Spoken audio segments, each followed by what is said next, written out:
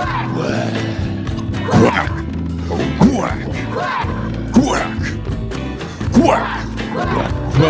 Oh!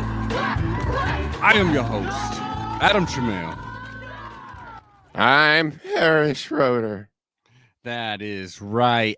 This is the PAC-12 podcast, the most unofficial Oregon Ducks podcast on the web footosphere. And Aaron, the sky is falling. Everything is just. This may be the last episode ever of any podcast, let alone this podcast. Yeah. Immediately, we got to jump to a guest because he's only got so much time, and we made him watch a 10-minute intro video. But how are you doing, and what is your name? I'm great. Okay. And Aaron. Okay. That's about it. Okay. That's all we got to know because we got to get right into this. Do it. Our guest is from Building the Dam. This is breaking news, obviously, from yesterday. But Travis Johannes, get in here. Hello, Travis. How you doing, buddy? What up? It is early, but yeah, let's break down some sky is falling stuff. Yeah, especially for you. This is I said this on Twitter, but this is the Titanic. And we are Billy Zane grabbing that little girl. You are that Oregon State is that little girl. Wrong. And we are saying, please save us from this sinking ship. Because that's how we feel. I don't know if y'all can read my what's the other side, sorry. My whiteboard behind me. What does it say? We can't. What does it say? Yes. 2024 Mountain West champions, because I'm going glasses half full. This is going to lead to some conference championships. Mm-hmm. It's going to lead to more frequent trips to places like San Diego and Hawaii. Hell so yeah. You know what? Let's glasses half full type. I love that. I absolutely love that for you. And I'm not joking about this. I'm gonna full on. If that happens, I'm full on going split at Beavers fan, because then it's like I'm rooting for like practically two different things. You know what I mean? Like, I don't know. And we may be drowning on this same ship. Who knows? Maybe you will still have to compete with us for Mountain West champion, because we still don't quite know what's happening here. I kind of feel like Phil Knight's not going to let that go. You would hope not, right? I feel like there's a little more. You can buy you into a conference. All of a sudden, you're going to be in the SEC or something, which would make about as much geographical sense as USC and Rutgers being. USC and Rutgers are going to be playing somewhat regularly. Conference games. That does not. It's amazing. I saw someone post like it's a 41-hour road trip for a conference game. Wow. Which is it's the end of the world. What it is. It's football, whatever. It's every other year, maybe even less, depending on how they schedule their conference. But you start getting into like basketball, baseball. You get all these other the Olympic sports that are going there more. Like it's insane. Beach volleyball on the beaches of New Jersey. That would be amazing. I think beach volleyball is still somehow in the Pac-12 or something. I thought I saw something about that because there is no beaches in. That's the one I do believe. Ohio. The beaches of Michigan. All of this would have worked. So my man, I've heard people. This has got to be just like Duck fans and Beaver fans just throwing out there because this is what they want so badly in this chaotic hellscape that is emerging before us. But is like even if the Ducks and the Beavers weren't in the same conference, maybe they would just always schedule each other like week one is like that, or they would be like maybe they could find a way to like it'll be a preseason thing. I heard someone say that before. I mean, I love that idea. Do you think that is like plausible that you would regularly have that out of conference thing if the Ducks were picked up somewhere else or something? I think it would have to. I mean, I'm kind of in the thought pattern like it would kind of have to be, right? I feel like it would be sort of that USC and Notre Dame play each other every year. There's those non-conference matchups that always happen. I feel like it's got to be one, right? Because that would be. I mean, they did just kill the name, so maybe they're just going to kill the whole thing. But I feel like the rivalry, yeah. I don't know. It's what is it? The longest played rivalry on the West Coast or something like that. So yeah, they got to, right? They got to. That would actually be probably the hardest part of it. I don't care that much if we go to the Mountain West because whatever. But if that rivalry stops, what am I going to talk to my father-in-law about? Exactly. Like, Politics? Yeah, that'll be fun. Oh boy. Thanksgiving. No, it's just insane to think that is like, because I'm looking at this as like cutthroat as possible. The money men. We have two gods fighting each other, and that is Fox versus ESPN. That is literally what's going on. Nice. ESPN, I mean, like, is tied with SEC. Fox is obviously Big Ten, and they're looking for two super conferences. And like, you would assume that there must be some talk in between those two big entities being like, well, obviously this is like two parts of the same league, right? Because that's like the only, like, they need games to be showing at all hours like they're doing.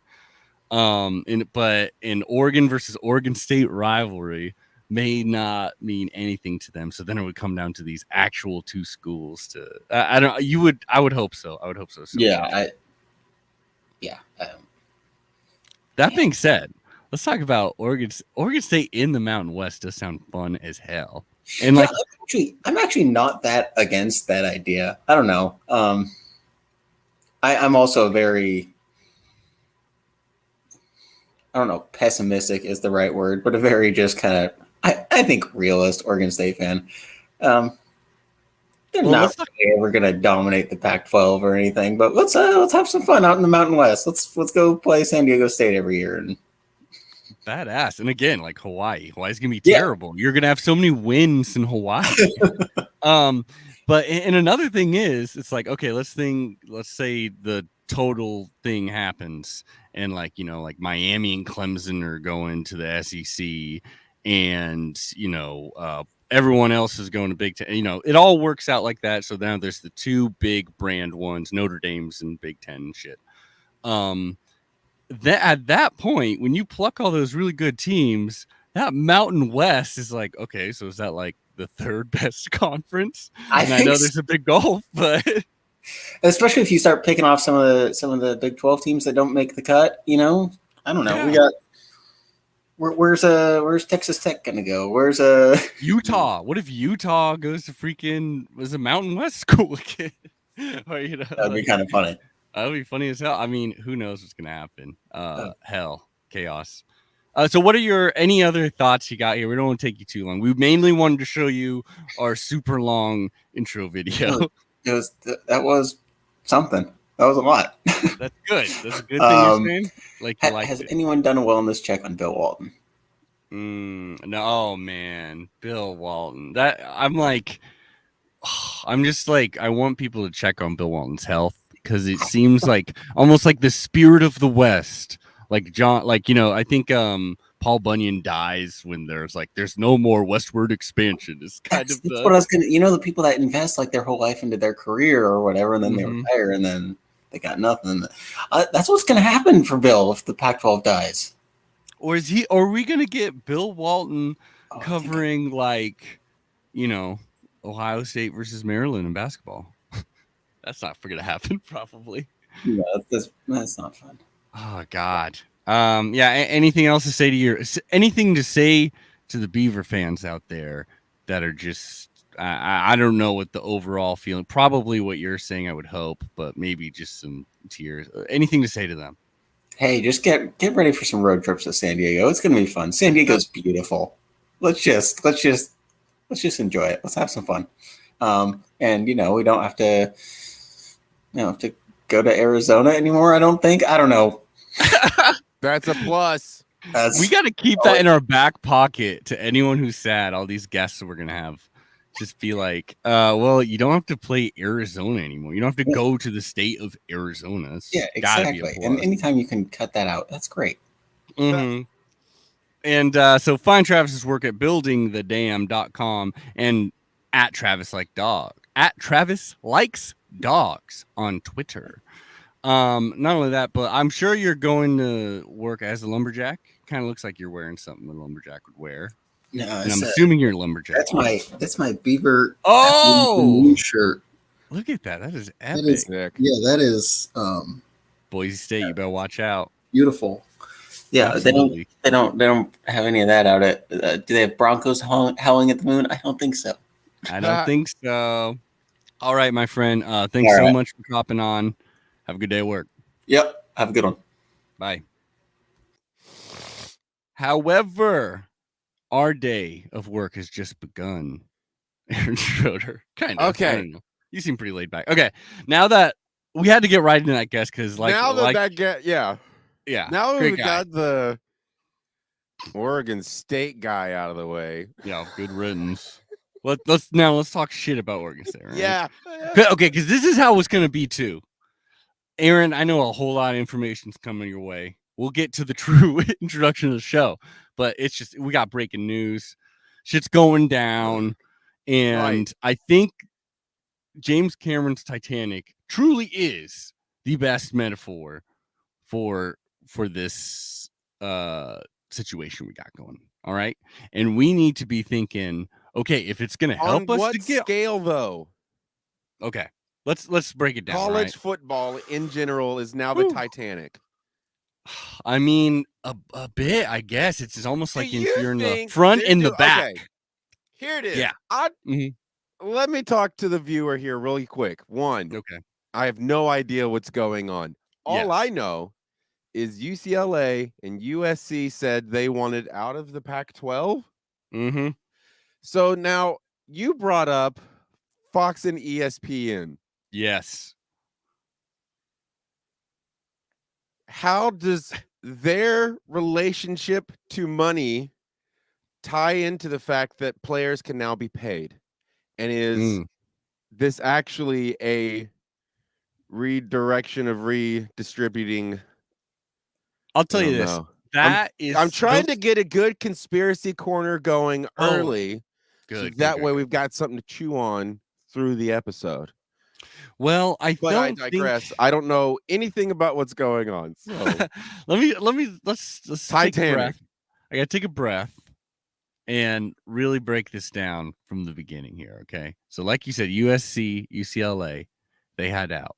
Now that's probably it'll be really interesting after all this is really done to see kind of how this actually unfolded when timelines happen, because like a lot of people saying like when you imagine like Lincoln Riley, who left the Big 12, which he left the Big 12, but also he was at Oklahoma.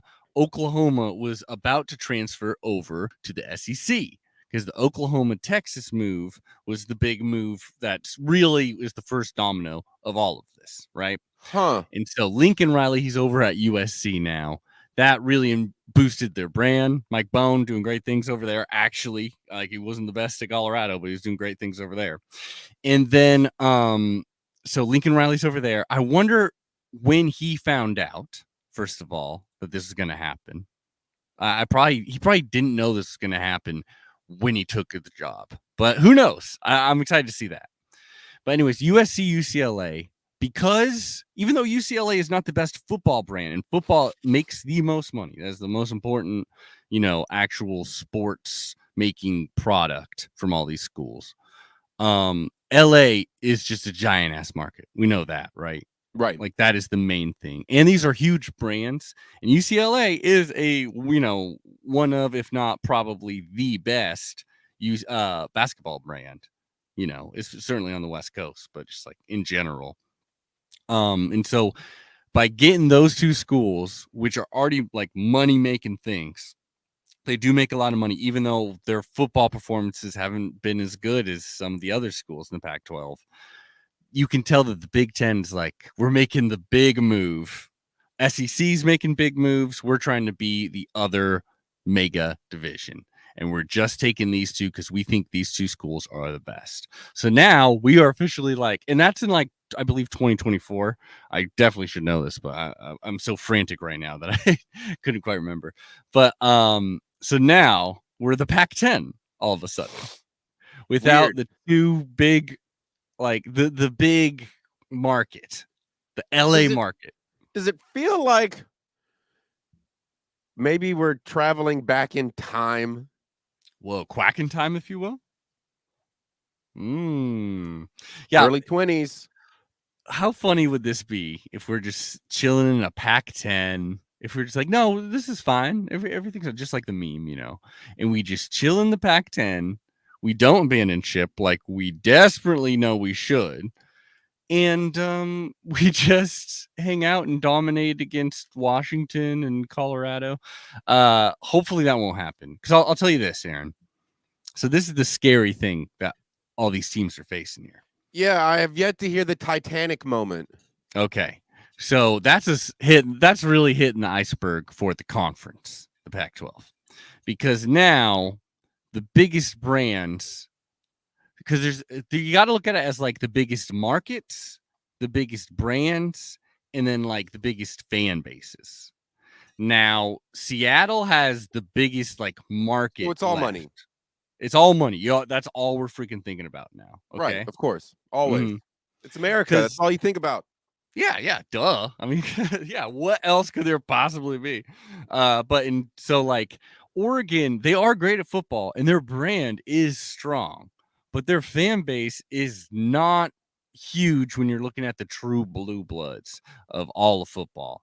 Like just mainly because they're from Eugene and the biggest city in Oregon is Portland. Like these aren't huge cities. You know what I mean? Especially That's Eugene. wild. I've never actually thought about that. So their actual number fan base, however, their brand is strong. A lot of people will recognize Oregon. Certainly, a lot of young players do. A lot of players recognize specifically Nike and Phil Knight, who I got this. Donald Duck, aka aka Puddles, but not Puddles, the Duck, whatever. RoboDuck. Everybody loves RoboDuck overseas. People never talk about that. The RoboDuck is like the most popular college football mascot overseas. I don't know why. It's like, are you kidding me? Like, yeah, some people worship him in many countries. I'll take RoboDuck all day, every day for the rest of my life. Yeah, absolutely. I'm gonna start a RoboDuck church, and it'll be tax free because that's the country we live in. Everything is fine. But okay, so Oregon, good football brand. Not actually a whole lot of fans per se compared to other ones. And money wise, a lot of it's coming from freaking Phil Knight. It's not like a huge fan base thing. It's like literally one billionaire. Seattle, huge market. That's obviously that's a big one. Brand still very strong. You got to say. And the football, I don't know, maybe you're kind of betting on the football. Like you're looking at the bigger things, obviously. Those could be added if they were added to either most likely the Big Ten, hopefully, is probably the best case scenario for us, or the Big 12 would not be good. I would hate that. SEC is like kind of a crazy long shot, but who knows? ACC, that would be weird as well. Probably not going to happen. But if we go, then it'd be the Pac-8, and then the teams that would be left, like Utah would definitely be the best, but the teams that would be left at that point would just make this conference like certainly not part of the quote unquote Power 5, which is already basically dead, but like it would just be lower. It'd just be basically the death of the conference because it would just not mean what it did because the stakes are so much lower. Because teams trying to get out now or some shit? Desperately.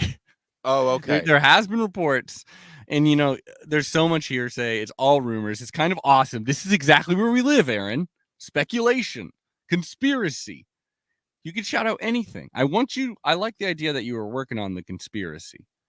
So I want you to take all these threads. You're looking like Hunter S. Thompson. Didn't we make a definitely? I mean, for sure, everything in college football revolves around the dollar bill. So It's just a matter of,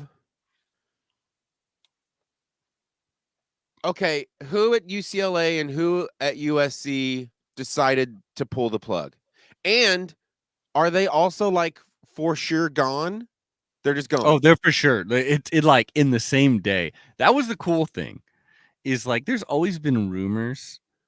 And I think this is going to be the interesting thing, Aaron, that makes it, there's so many metaphors you can do because it's also feeling like almost like Squid Games or a Battle Royale-esque thing, because there's always been shit talking of like, if USC left the Pac-12, it'd be screwed. And we'd be like, yeah, whatever. or Oregon's a really actually super blue blood, strong brand, like small city, but like it's got absolutely everything and it's just top tier. Everyone respects it. All this kind of shit talking, same with the Huskies, kind of the same thing. Utah, obviously, like they got Salt Lake City. That's not huge, but they got like such a dedicated fan base. They're clearly very good. But this is where everyone's chips are actually in, and we're really seeing like who is valued right now. And also like, because it's like Big Ten is not going to let you in. Like, also, if you get accepted in the Big Ten, suddenly it's like, here's $100 million a year because all the TV contracts we're getting. And they're about to get into like a new cycle of being like, they're going to be able to negotiate like crazy. Let's and like just go Fox, back though. Yeah. Who made the decision at both schools? Was it is there a Can you imagine the ADs and the boards and just like everyone around it? Because the deal was just so good. But not only that, the Texas and Oklahoma leaving for the SEC, that is what made these schools probably more open for like, oh, we see what's going on. Now, why did Texas and Oklahoma decide to leave the SEC? No, they decided to leave the Big 12 to the SEC. Why did they decide to leave the Big 12? SEC is the best conference. They got they got Bama, they got Georgia, they got LSU, they got huge brands. And if they knew that if they sounds like a whole bunch of southern states. No, sure. Oh, dude, geography does not matter anymore about these actual conferences. It's going to be so silly. But well, what schools are in the Big 12? Oh, we got them all. But that is a very good question because now there's obviously been a ton of shuffling. I'll tell you this because all this is coming in. I don't want. Okay, I got the Big 12 schools. So Texas, Oklahoma are gone. So the teams that are left of the original Big 12, which really had like 10, Baylor, Iowa, Kansas State, Oklahoma State, TCU, Texas Tech, West Virginia. But then what the Big 12 did, and maybe this is the Pac-12's next move, who knows? But it's probably a desperate move regardless. They added 4 teams immediately. They're like, okay, like you're coming in like next year or the year after that. They added Cincinnati, who made it to the playoffs. But they were a real underdog story, but Cincinnati, Houston, which obviously good market, amazing market, UCF, and BYU, Brigham Young University, the Mormon school. They added those 4 schools. Those are all like smaller schools, have all had really good success. All have dedicated fan bases, not huge markets, except for like Houston, but still that's more dominated by like Texas and Texas A&M. In Cincinnati, it's like more dominated by Ohio State, though Cincinnati does have its fans, obviously. So that's what they did. They're like, now they're big. They're actually 12 schools. It will be 12 schools, which is actually cool because that shit makes sense. We should all rename them. So it's actually the number represents the numbers in there by the end of this. But so they're just on paper not as good, even though they may actually be better at football. It's just their markets don't represent as much because that's all it is. It's all dollar signs. I was about to say, it sounds like gerrymandering somehow. They're rearranging the. Well, it's funny because it's like, it's hard to find the conspiracy in it because it's so blatantly about the money. Oh yeah, no, that's the beautiful thing about this conspiracy is that it really is. Every decision is being made about how to make the most money. And that's always where conspiracy lies, right? Yeah, it's also, but the it's flow also of the money. It's also the best way to represent America. Is it not? I think the interesting, fun thing would just to be like follow who is actually making the decisions and where their money goes. Like, who are they investing in? And also, you want to hear one? I think the thing that I'm having the biggest problem with here is like why it's a big deal. I guess it's just a big, well, one thing is we're called the Quack-12.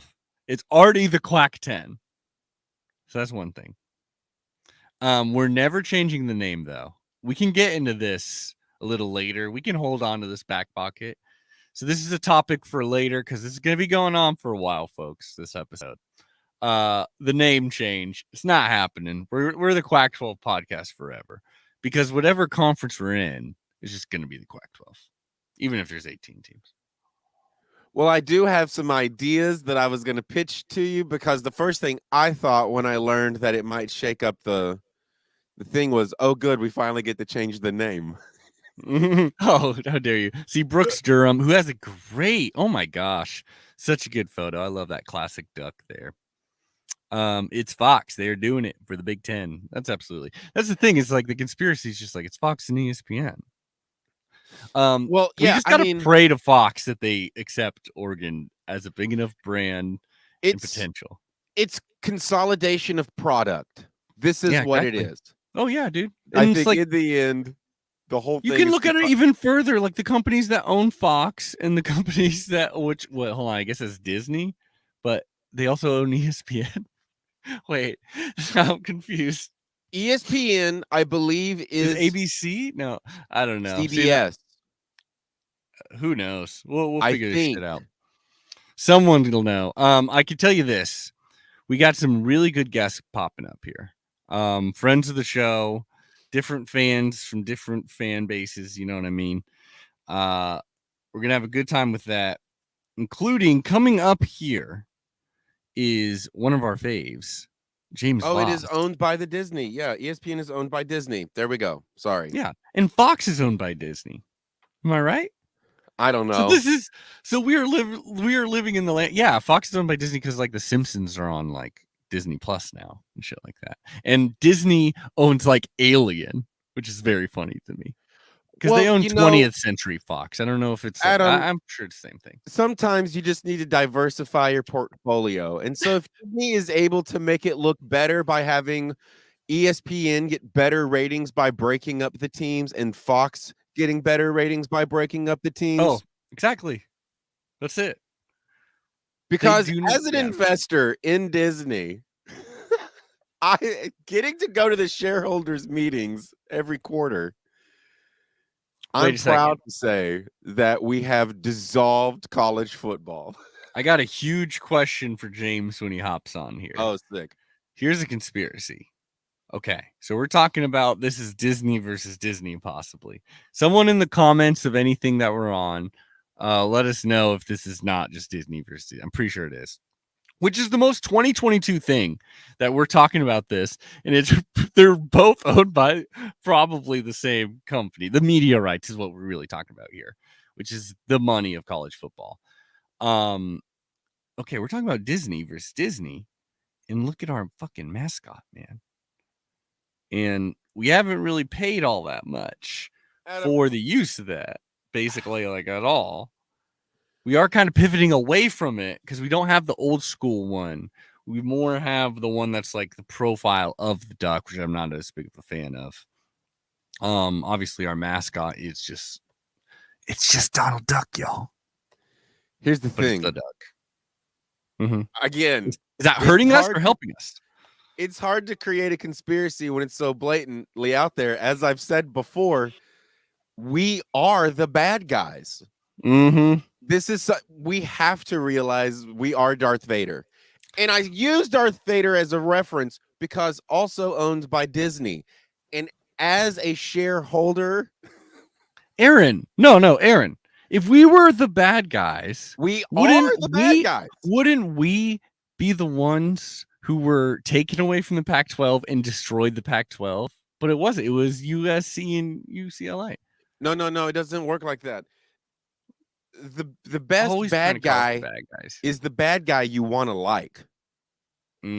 So of course we're gonna make this weird move by USC UCLA retarget them as the bad guys because we are the bad guys. So you want to make the good guy. You're always trying to say maybe they're trying to set up a deal with Scientology. Okay, now you're getting closer. Oh, you're getting closer to conspiracy that I could maybe. I like. Okay, your brain's working a good way. Let's bring on a guest that actually knows a ton about Tom Cruise, And and we maybe we'll also probably help solve will be talking. Yeah, sorry. No. Sorry, we probably will be talking about Tom Cruise, by the way, during this interview as well, because I've been wanting to have him on because something's been rattling in my brain. But I'm talking about James Voss, one of our very, very close friends of Ditch Rich. Woo, How woo, you doing, woo. buddy? How you're holding up? I am in mourning. I know you all are too, Mm-hmm. but we're feel gonna great. get through this together. We're gonna get through this together, guys. I promise. Absolutely. Yeah. Should this be called the PAC-12? Is there the pun in there? A I think PAC-12? you kind of nailed it. Like first try, you kind of nailed it. Can it Okay. be the Paco-lips? Why? Just I because of think. Oregon? I don't know. Did I stumble into a slight argument being made that Oregon actually started the arms race in the Pac-12 in terms of money, facilities, and all the issues that boiled up to this? We created a system that wasn't sustainable for everybody involved, thus creating a hierarchy of the big brands, USC benefiting the most from it because they're in LA, and UCLA glomming onto those coattails, and then they're hopping out and we're left holding the bag. We can't support a whole conference on our own back because we're in Eugene, we're not in Seattle. If the places had swapped, maybe, but it's ultimately we're going to have to find a new spot to land, and it might be on Uncle Phil. It might be both Uncle Phil's fault that this happened, as well as Uncle Phil is the only reason we're in a position that isn't the same position as Oregon State or Washington State. You know what that's called? Ultimate power. It is ultimate power. Wow. The See, cause Adam, and solution to all our problems. Yet again, Mr. Voss shows up and immediately spreads the wisdom. This is why I love having you on. And also help proving we are the bad guys. We might be the bad guys. And we also just have to be okay with that. Sometimes if there was no villain, there could be no superhero. If we were the villain, why don't some of these things ever fall in our laps? Why don't we have a national championship? Or why weren't we the ones that broke up the Pac-12 actually, not USC or UCLA? Why don't we have nice things for the villains? Unless we're like the bumbling villains. Because the best villain doesn't know he is one. Because we wear sunglasses indoors at 10 in the morning. Is that why? James, really though, how are you feeling right now? Is this the end of college football? Is this the end of the Oregon Ducks? Will we get the invitation to the Big Ten? Like any interviewer, I'm asking you all those questions at the exact same time, and I want an answer. Perfect. Okay. Well, I think if it's the end to anything, it is the end to the Rose Bowl, which is probably the most heartbreaking. The Rose Bowl as we know it. Fingers crossed. What if it's just the Big Ten championship game, and it is the name is dead? No, not the name, but what it is. If it was the Big Ten championship, it would be and they wanted to play it in Los Angeles, they would play it at SoFi. Whether or not they wanted to call it the Rose Bowl would be a money grab thing that they'd have to choose. But that would be that. I do not see a scenario where, unless UCLA and USC recant, that's the only scenario. Like say, nope, we're staying, which isn't going to happen. I don't see a scenario where the Pac-12 survives out of this. There's nobody to add. It's the end game is 2 mega conferences of 20 plus in the SEC and the Big Ten, and everybody else is going to kind of limp their way into that or limp their way around it with a Mountain West or a Big 12 that kind of becomes a amalgamation of Mountain West teams and kind of becomes the third conference out. or maybe the Pac-12 becomes that. It's whoever can grab the most Mountain West teams to become the number one of the group of 3 that's going to sit outside of that. And it really sucks that a school like Oregon State or Washington State, and I have a little bit of hope for Cal because Cal has some money and a little bit more of a location benefit and a little bit more just like that UC. If UCLA can go, there's some sort of agreement between the university, the UC system that could connect them back into it. But there's the smaller schools are just going to find themselves on the outside looking in. And I think Oregon, if they don't do anything, Oregon, Washington, if nothing happens in the next 48 hours, I would also be worried that they're on the outside looking in, because who knows, like, what did the Big Ten just say? Oh, sorry, we forgot about you, Oregon and Washington, in this big move. They're just, and they have to do something. And from what I understand, from my thought, which what the fuck do I know? I know just as much as like all these other people pretending to know. But that being said, I think that first, obviously, they're going for Notre Dame because that's like the absolute biggest fish they could get, and Big Ten always wants that. Mm-hmm. Now, if they get Notre Dame, it still would behoove them, I would assume, just so like USC and UCLA aren't traveling across the country for almost every damn game, to get like some West Coast representatives. You would just assume that. And especially because then that really makes them like a full, I don't know. That's what I'm hoping for. In Washington and Oregon would seemingly be a good combo for that. What do you think of that? Is that and also, but like the fact that USC and UCLA left first just gives the Big Ten so much more bargaining power. Like the fact that they already did that. Now it's like, okay, Oregon and Washington, if you want to beg to join us, you know, because it's like clearly they don't have like the markets that LA represents. That's the big thing.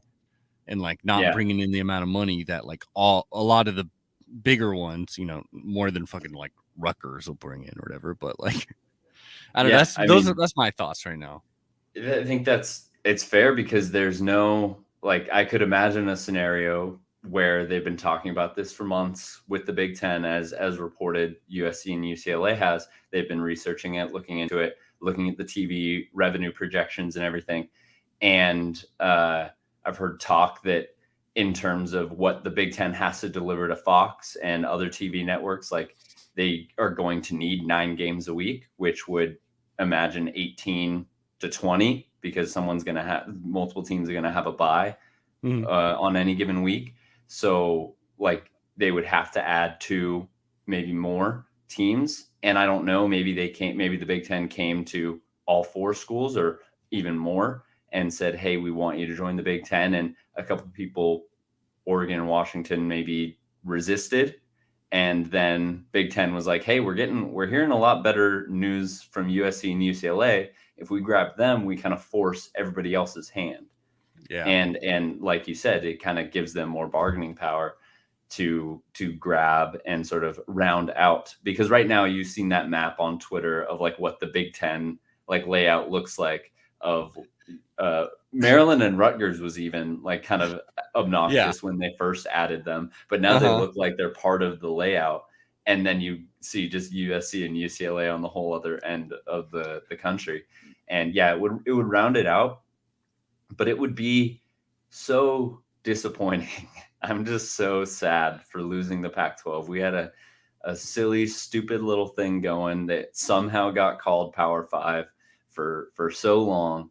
And we had chaos and a goofy enemy in Larry Scott, and Larry Scott really did this, right? He's the one that really like blew the Pac-12's brains out from behind. It's kind of what it feels like. Yeah, poor George K, because he's left holding the bag after he was like, he did some great things first entering in, like, okay, we're moving the championship game to Las Vegas, and okay, we're making the championship game. We're getting rid of the divisions, so it's just going to be the 2 best teams, and it was like some exciting new, reasonable, rational things that were like moving forward, and you saw a little bit of light.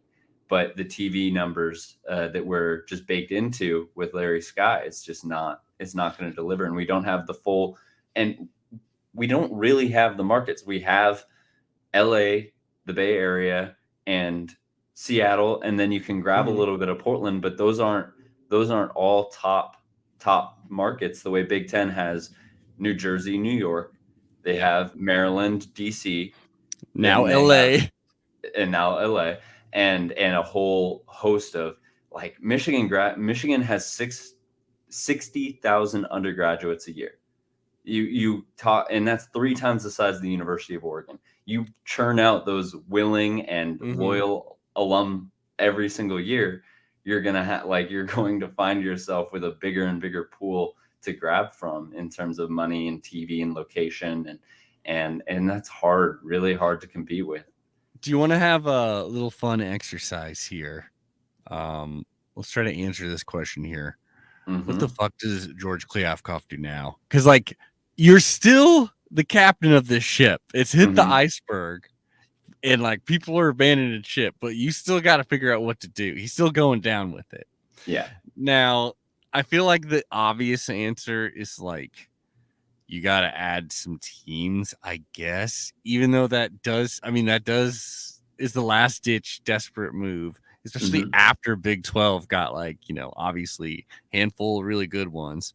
The other thing is like, if the Oregon-Washington offer doesn't happen from the Big Ten, I don't really see them accepting one from the Big 12 just because.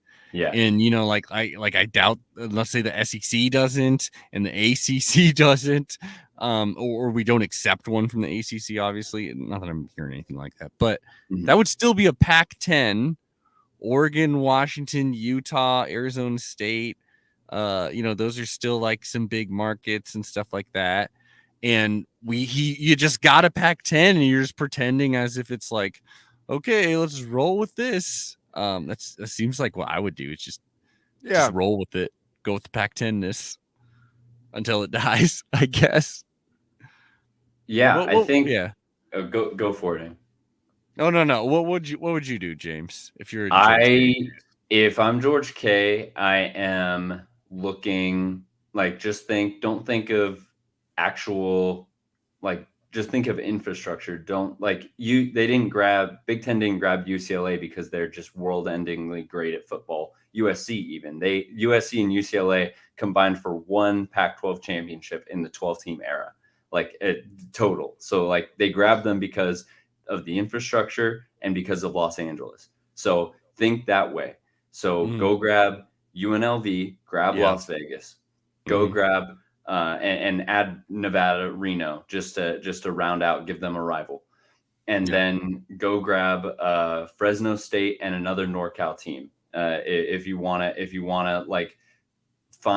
pick and grab a couple guys from different places to sort of round out the middle, because Fresno State would have been a middle, if we even talk football presence, Fresno State would have been a middle to high middle tier Pac-12 team last year. And sort of find a way to kind of moneyball your way back into some markets that maybe you were missing or were barely reaching into, because that was the whole idea with moving the championship to Las Vegas. Go grab UNLV. They have a incredible stadium to play in every single year and every single week, and think about it that way. And maybe if you can then sort of say, okay, we have people buying back in instead of buying back out, then you can go look around the Big 12 and say, hey, Kansas, I know you just added a couple people here, but we would love to have your basketball team, because we're talking about football right now, but because that's at the front of our mind, but we're not even talking about what's going to happen with basketball on both sides and Olympic sports and everything. I can't imagine. And someone tweeted this, the cross country, track and field athletes that are going to have to fly at USC and UCLA. They're going to have to fly across the country every single week to go to meets and competitions, all like over in the East Coast and the Midwest, and then come back and then just be exhausted. And the rate of injury is going to increase. The rate of transfer is going to increase. The lack of, and USC is a dominant track and field school and a dominant athletics school.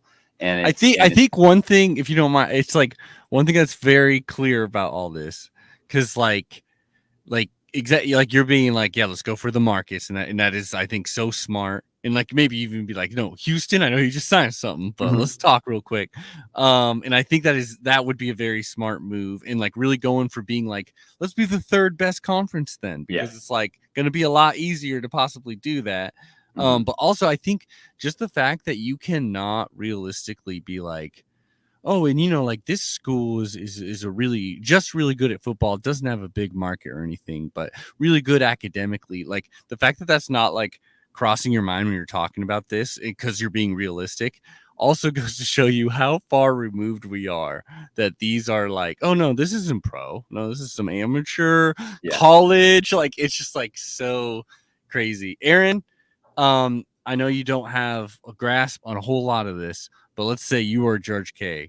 You're running the Pac-12 now. You're the commish. What are you doing to save this conference, to get eyeballs on these teams? What are you doing to save West Coast college football, buddy? I am dropping every single dollar I have access to poach one amazing team. Like Bama. What a move. Just get one huge team and just be like, well, this one's ours now. What a swing. Can you imagine? I mean, just be like, Diamond, mine. It's 2022. It's 2022. Because if it's, in the end, if it's all about money, then you just need to make the biggest investment possible if you're going to compete with the two biggest boys on the block. That's so funny to me. And I mean, hey, it's 2022 and absolutely anything is possible. I love the idea of, despite the fact that they are like the most ready to benefit from all this. Like, here's the Phil Knight. If the options are get smaller teams in, tread water, and hope it works for as long as it can. Yeah. If it's gonna fail in the end, then just blow the thing up by seeing how crazy you can actually make it. Or I would spend every persuasive gene in my body to convince Phil Knight to somehow get Nike in on the ground floor in the conference and just start using that mega wealth to create a third randomly different one that is literally like the Nike conference. So Oregon just full blown crazy. Okay. I think that's honestly better. Like, if you talk about what outcomes are, you're right. This the idea of go grab UNLV, Fresno State, or Kansas, like that's treading water. That is like just trying to make it somewhat possible to hold on to Oregon and Washington. Like your idea is honestly the most feasible in terms of success. Like that's how that's how you survive, is you do something equally as crazy. Like Big Ten went out and took USC and UCLA out of your backyard and shoehorned them into their conference. You have to do something equally as crazy. You're right. You don't fight crazy with rational, and you fight crazy with crazy. If there's this is what we're doing. If there's one thing we've learned since, I don't know, the year 2016, it's that chaos kind of rules the land. So if you're going to try and be rational, you're going to fail. Yep. They go low. We got to go lower. So this is what we're doing. This is how we save the Pac-12. We straight up go, this has nothing to do with colleges. We buy the teams. Okay. And so now we are just like, the USFL or something like that, but for young players that happen to be going to college. And then we're just going to straight up pay them, and we're not going to be the best, but we're just a professional league. And I think that's how we do it. I think that's what it's becoming. And that's like, I don't say it in a way that's like, oh, players are getting paid. Like I don't say it in a way like that. It's like when eventually it comes back to the question of whether these players are employees of the schools, it's going to be harder and harder for these schools to argue that they aren't, based on the fact that it's not regional. Like it's no longer regional. It's that we're making them fly all around the country. So it's no longer about their academics, and it's no longer about like some sort of tradition and real like basis in regionalism and a community and a college town. It's not about that anymore. And that's going to be it's making it easier and easier for players, lawyers, and the future possible players union to argue the fact that it is semi-pro. Right. And it's going to be easier and easier in that way. They're making their bed with all these gigantic TV deals and the end game of the 2 super mega conferences. And if that's the way it's going to go, so be it. I'm going to miss the fact that I can drive to conceivably any away game on any given weekend. And I'm going to have to, like, the end game now is these next 2 years, go to as many away games that are within driving distance that you can, or fly out and kind of shell out knowing that it's going to go crazy after that. And it's get to a Rose Bowl in the next 2 years, because it's not going to exist after that. We got to play it in the last one. James, now I understand you're going to be hanging out with us for a bit longer than some of the other guests, because you're basically another co-host. And I understand you may have a writing that you prepared. Is that actually something? Yes, we do. We'll hold on to that, because I got something even more important. Perfect. We got a guest coming on in about 7 minutes. Bryant Conger of 12 PAC Radio, who will have a lot of wonderful things to say. But before that, just as a little break from all this Pac-12 chaos, last time you were on for our Patreon episode, we watched and reviewed Without Limits, the Prefontaine biopic. Yes, it's and we talked all about it. More important, we talked about the fact that Tom Cruise is a producer, I do believe, on it, and was possibly going to play Prefontaine. And then you dropped this little kernel here where you said one summer maybe that you watched every Tom Cruise movie. Oh, that's right. Shit. Yes. I'll be right back.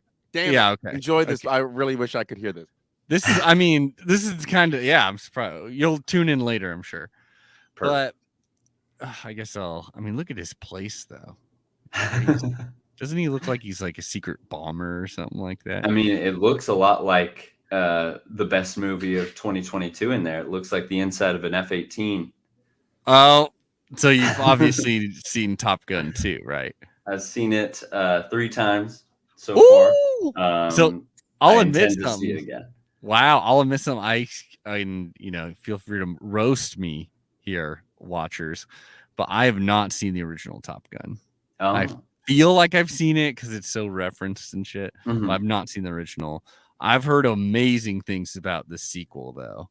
Like I've not heard a negative thing about it. It sounds like it's kind of like pure cinema. It is. Without spoiling it, what are your thoughts on the sequel here? So a really good primer, both to the movie and to like thinking about this movie, is it opens before the main credits even start. It opens with Tom Cruise sitting in like the front of a theater, and it's just a shot of him just playing Tom Cruise, and he says like, "Welcome to the theater. We worked really hard on this.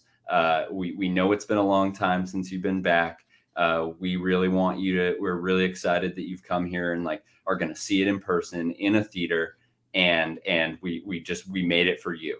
And it's just an earnest. It's the truest. Like, he is the thing. He wants this so bad. He wanted to shepherd this so bad, and he wanted to give a realistic, like the most realistic vision of this movie to everybody, and an incredible theater experience. And he delivers. Like, I've seen it now 3 times, and every time I see that intro, I get emotional. It's You part talking of Top Gun? Yes, yes. Yeah. Have you seen it, Aaron? We're being spoiler free. I have not. No, I can't support that man. I cannot give Tom Cruise my money. I'm sorry. Fair enough. All right. You're mostly giving the money to in an even different institution that I would like to not give money to, the U.S. military. It's basically a commercial, right? But Tom gets a little cut of that. But it is just the most fun I've had in a movie theater. I'm watching it. Did you do the 4D thing where it's got like the speakers in the seats and stuff? No, I saw that the first time I saw it in IMAX, just the regular, the regular IMAX, and that was a lot of fun. I saw that in Eugene at Valley River, and then I've seen it twice now. It like a smaller, like a couch sitting. They serve food and drinks sort of theater right by me here in Portland. And it's great. Like, it's incredible IMAX. At least if you're going to see it multiple times. What theater is that? The small one? Because it's called Studio One in Southeast. It's like right on Powell and Cesar Chavez. Nice. I think I've been to that one. It's really cool. We love it, especially because it feels like most of the time, like if we try to go to a Regal or something, especially, and maybe it's just because we're going to Marvel movies and people are kind of bad at watching those too. Like it feels like people forgot how to watch a movie, and they're like talking and cheering and like laughing at really inappropriate times, or like just it feels like it was bad before the pandemic, but people really forgot. Are you stand up in the theater and hey, shut the fuck up kind of guy if it comes down to it? No, we've moved seats before away from people who are like extra, and like that's been good.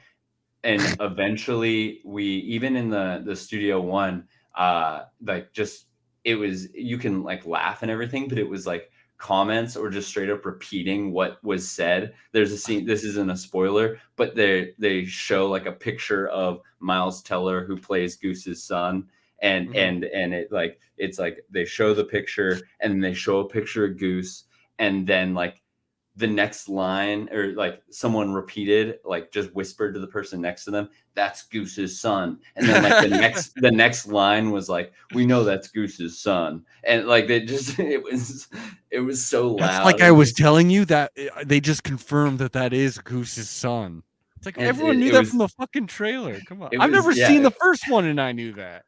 Yeah, that was pretty obnoxious, but we do like that we have better luck at like that, a smaller theater like that, and it's pretty much the same price as going to a Regal at this point. Like, how many Tom Cruise movies are there?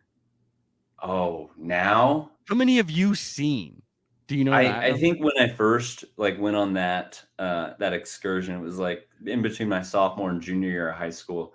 And I think it was upwards of like 25 or 27. Oh, I was going to say like 23 or something like that. It feels about right. Ballpark there. The Mission Impossible ones definitely add it basically is like a chunk. It takes a chunk out of it. Yeah.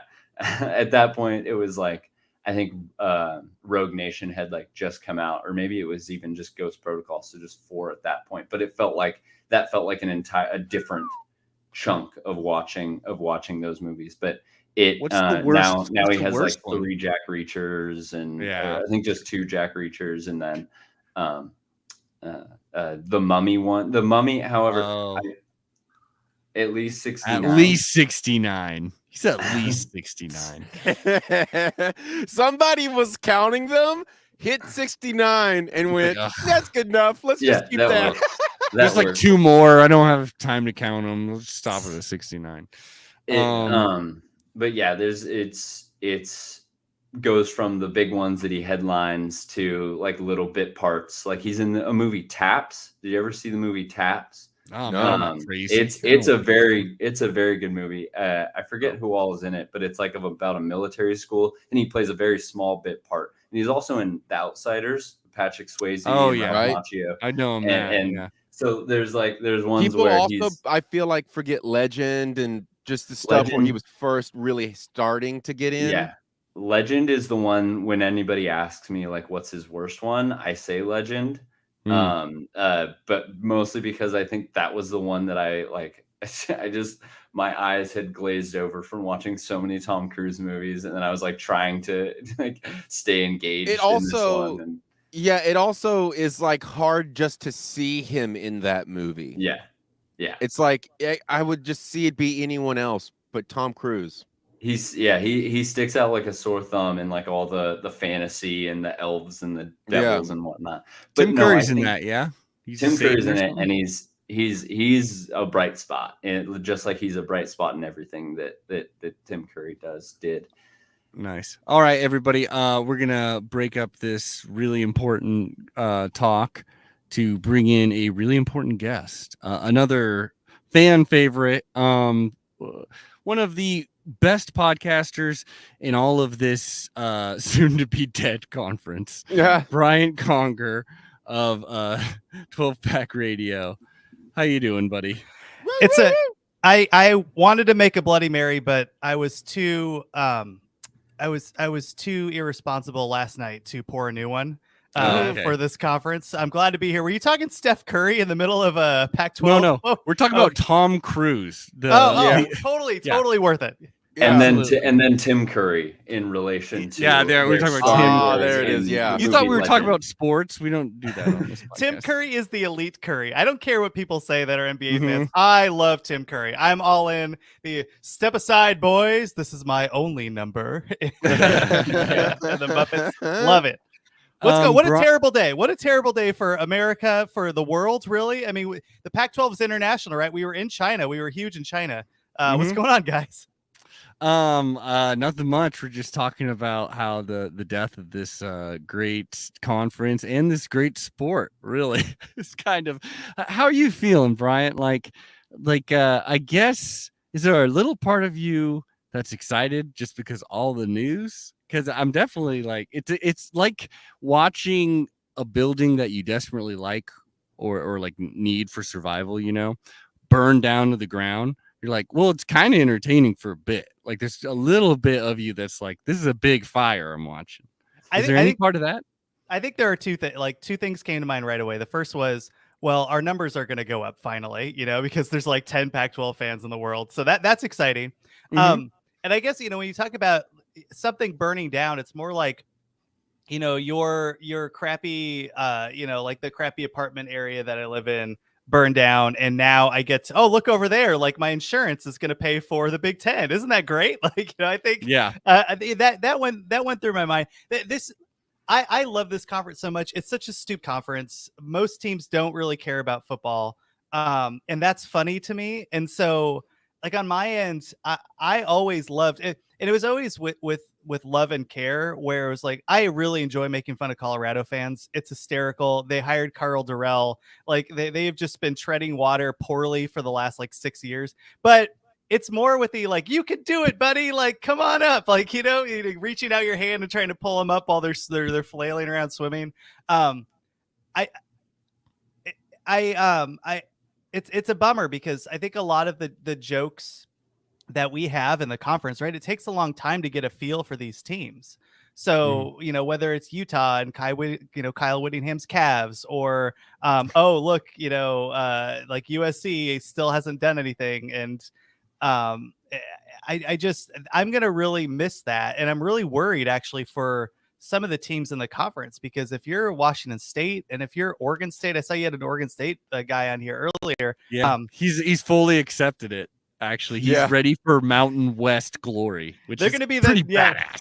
They're going to be the North Dakota State of the Mountain West. They're just going to dynasty all the time, every day. Hell yeah. Well, Brian, you are an Arizona alum. How you feeling as an Arizona fan at this moment? Yeah, so we just recorded a show on this on 12 Pack Radio, right. the second greatest Pac-12 podcast in the world, of course, behind the Quack-12 podcast. And I just want to shout out for you. Oh, thank you. Shout out for you. Oh, sorry, Aaron. Yeah, I was just gonna say I'm glad he made that discernment. Thank you. Yeah, especially on this show. But Rob, your co-host Rob Bowron, he you really started off that episode great because he called his shot like in August of like, if the Big Ten's gonna poach from the Pac-12, they're going after USC and UCLA. Like it's just obvious. It's the biggest market. And Rob is a like no BS dude who loves the Pac-12. That's a great combo, you know. He'd be a great pairing with Bill Walton on a call. I'm just saying that. He would be the Dave Pasch on steroids, right? Just like shut up, Bill. We're going back to this game, but like in a good way. I was surprised because when the news happened, and that was one of the first things I remember. I'm like, oh yeah, Rob had mentioned that. I forgot he had mentioned UCLA, and I think one of the things with UCLA making the jump is that, you know, at first in my mind, it didn't make a lot of sense because UCLA, I don't think is a serious football program. I mean, they got Chip Kelly on a discount. They do not fundraise. And as I was thinking through it, I'm like, oh my gosh, that's why, like, this is perfect for them. They still don't have to do any work. They just get the bag of money from the Big Ten. This makes total sense for them. And if you're the Big Ten, you get access to Southern California, you get access to the LA market, and you're writing a check for a team to take some L's. Like, I don't think people in the Big Ten are like, oh no, here comes UCLA. This is going to be a dog. So like everybody playing ahead. You know, I think UCLA is going to lose to Iowa like 4 straight years in the Big Ten West, and the Big Ten will gladly write that check to do that. So yeah, it was interesting to me because when Rob first talked about UCLA, I was like, okay, maybe, I don't know, if there's another team, it'd be Notre Dame. And it will be Notre Dame. I think that's the next shoe to drop. I think. What do you guys think? Do you think they go? I think they kind of have to. I think so.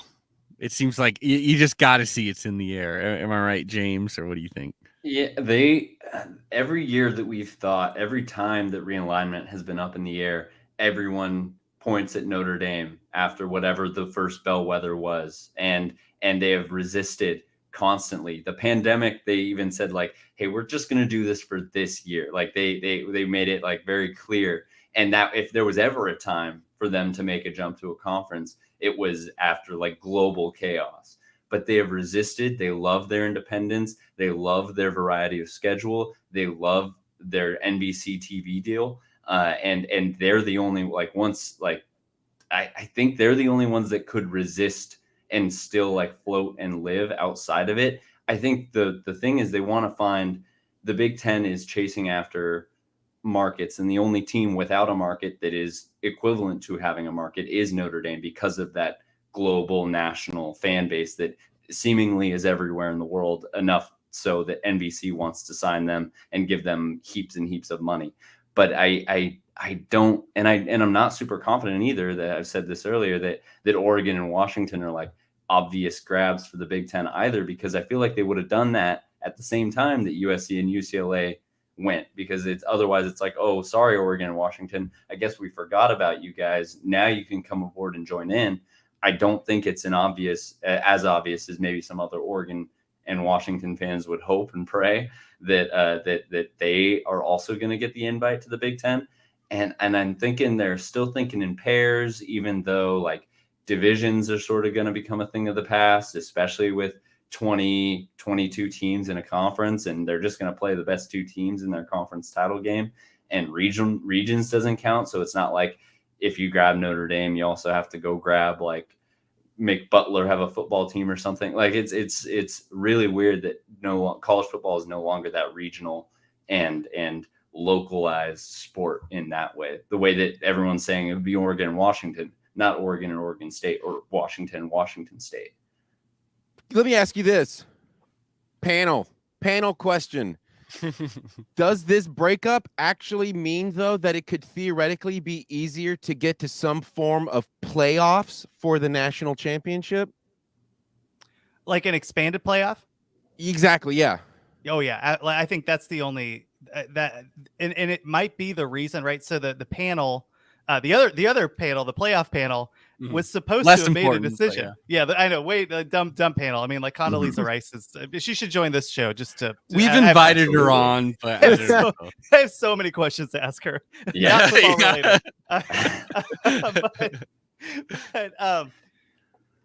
they were supposed to make a decision and they didn't. And everybody was gung ho, and you have to wonder, did they know that another shoe was going to drop before they started to expand and vote to expand the playoff? I don't know. What do you guys think? That's kind of my conspiracy theory. Yeah, that's the only benefit I think is benefit. Whether or not the advent of the playoff even caused this, like the 14 playoff caused the arms race that we're getting to now. But I think that's the benefit if you have two mega conferences, SEC, Big Ten, with 20-ish teams thereabout.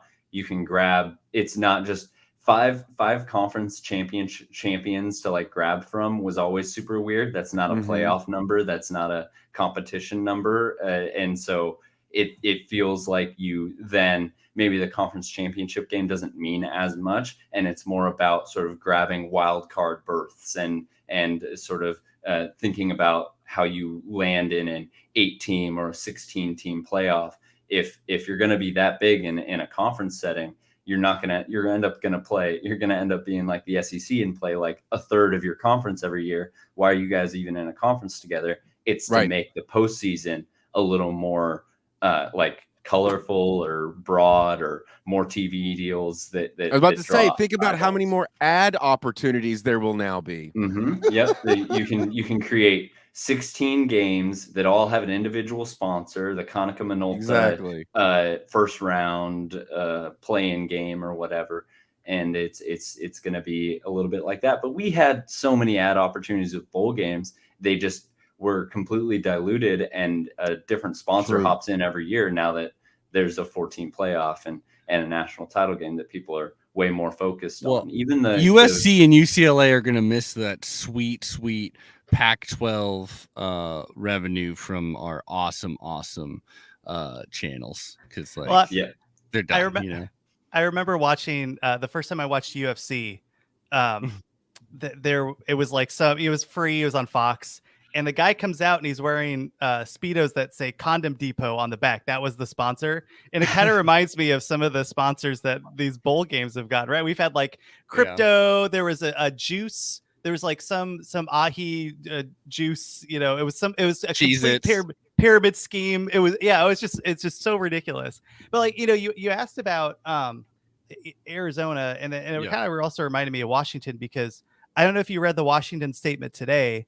That it just came out while you guys were recording, and breaking news.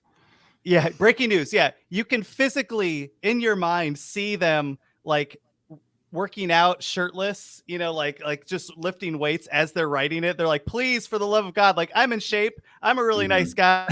Like, I would be great for, you could just like the Pac-12. They're just dusting the old championship trophies. Just like, oh yeah. They're using their profile photo from like 5 years ago, like they're just really trying to paste as much on to look as attractive as humanly possible. And I think it's bad. I mean, the conference, in my mind, it exists for 2 years, but it might not. I mean, I think that there's a chance where we just see things collapse pretty quickly behind the scenes. The facade will still be there. There'll be Pac-12 football in 2012 and probably, or 2022, probably 23. But like, if you're Arizona, you're looking around right now for what I think will be a third. I don't even know if you want to use the word power conference, but I don't think the Pac-12 pulls in San Diego State or Boise State. I think the remaining teams try to jump to the Big Ten or try to put together some sort of third conference with the Big 12. And that's probably where the conference goes. So, that's really funny. What is it Kilovkov? Gosh darn it. Yeah, it's a shame because he's so much more competent than Larry Scott, but we're all too lazy to learn how to say his name. It's like a backhanded compliment. I don't know, where do you think Arizona goes, right? Because I initially came into this thinking like, oh no, Arizona is basically Texas Tech, right, with more people in the city. But Rob walked me up, my co-host Rob walked me off of that ledge. Tucson has 1 million people in it. It has a big access. It's only an hour away basically from Phoenix. They have the basketball and they're willing to invest in football. They finally started doing that. So I initially thought that Arizona was going to be in the Cal, Washington State, Oregon State, where like if you're a fan of those states, you are screwed. Like have fun. And like the only reason Colorado isn't in there is because they're in Denver. Like if Colorado was in Spokane, Washington or something, like they're out and it's not even close. They just are a product of the city that they're in. But what do you think about Arizona? Do you think that that's a place that's or a school that's gonna land on their feet? Like in a way you imagine, especially because it's like, well, they're leaving the Pac-12. The Pac-12 wasn't that good of a conference, and there's gonna be a big push, I think, for like third best conference, because there still needs content still needs to be made. And like, I don't know, Arizona's is like you said, like who knows, like they were actually kind of doing a little bit of uptick in the NIL era, even in football and in basketball. Hell yeah. And maybe like them in the Big 12 all of a sudden be like, hey, that'd be something to watch. I don't know. It'd be funny at least. So I imagine out of all of them, they're not the very bottom of what's going to happen. Like, who do you think is actually worse off, like out of all the Pac-12? I think Oregon State is, because like if Washington State, I would say Washington State, but they are closer to Seattle and have ties to a Seattle area, and that's the 14th biggest TV market.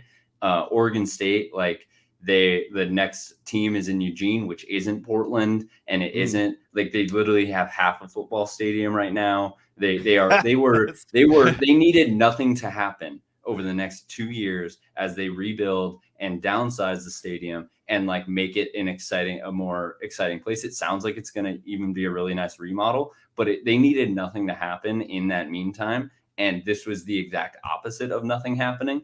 And in terms of like Oregon could have easily been in that same position if it had not been for 30 years ago, Phil Knight decided to pour in buckets and buckets of money and create an infrastructure and create like a little bit of success and sort of create a brand that makes them a more attractive team to pull out, a more attractive team compared to Farmtown Corvallis. And I mean that very, very lovingly. Or Farmtown Pullman. That sort of, I think Oregon State, unfortunately, like Cal has the UC system and it has the Bay Area that it could bank on if it really wanted to, and Arizona has very close to Phoenix, which is like the 7th biggest TV market in the country, like quietly the 7th biggest TV market in the country, something like that. And I think like you benefit sort of by the periphery, and Arizona State and Arizona are right, like geographically, if that even mattered. Big 12 makes a little more sense than maybe it makes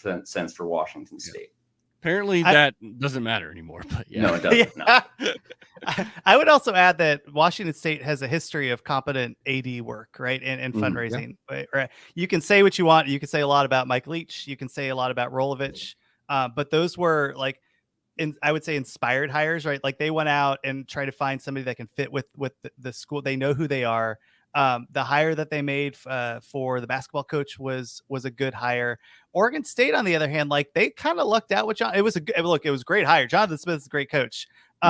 But when you're extending Wayne Tinkle for like 16 years for lucking out, it's like the stupidest. And then he was 3-70 this year. I went to one of those teams. That team sucked. And it was very similar to the team of last year. Like it wasn't different. The roster was very similar to the last. But they beat us in the goddamn tournament somehow, in the Pac-12 tournament. Brian, I know you don't have too much more time. You got to head out into the real world. But is there anything you'd like to say as part of this Pac-12 eulogy, or you want to pour one out for anyone in particular? I'm gonna go the opposite. I'm gonna stick it to Cal. They deserve everything they get. That program is not a serious program.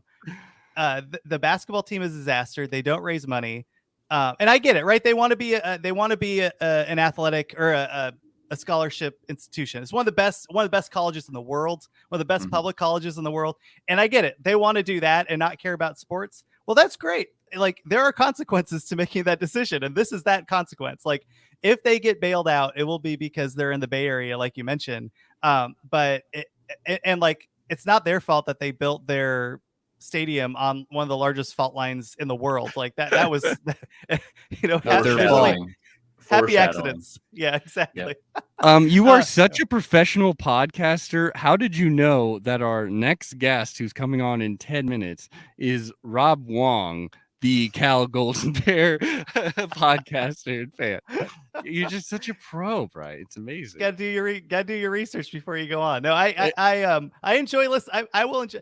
I want Cal to be good, and I thought Wilcox was a good hire. It's just, and it's not the fault of the Cal sports fans. It just kind of is what it is, right? The university is like, athletics is not a priority. We care about raising the next generation of leaders. That's that. I would argue that yes, do that. Like you should do that. But if you're a football fan, it kind of sucks. Yeah. Wow. Well, once again, so Brian Conger of 12 Pack Radio doing the most Pac-12 thing, and which is like at the funeral, taking that opportunity instead of like sending out some good love, taking a swing at a relative, which I really appreciate that. Just whisper in the ear, like right in front of the pew, just like, I think you're next. That's exactly. I love it. Wow. Listen to 12 Pack Radio. Honestly, shit is gonna get even more exciting on that program because whatever the hell's happening.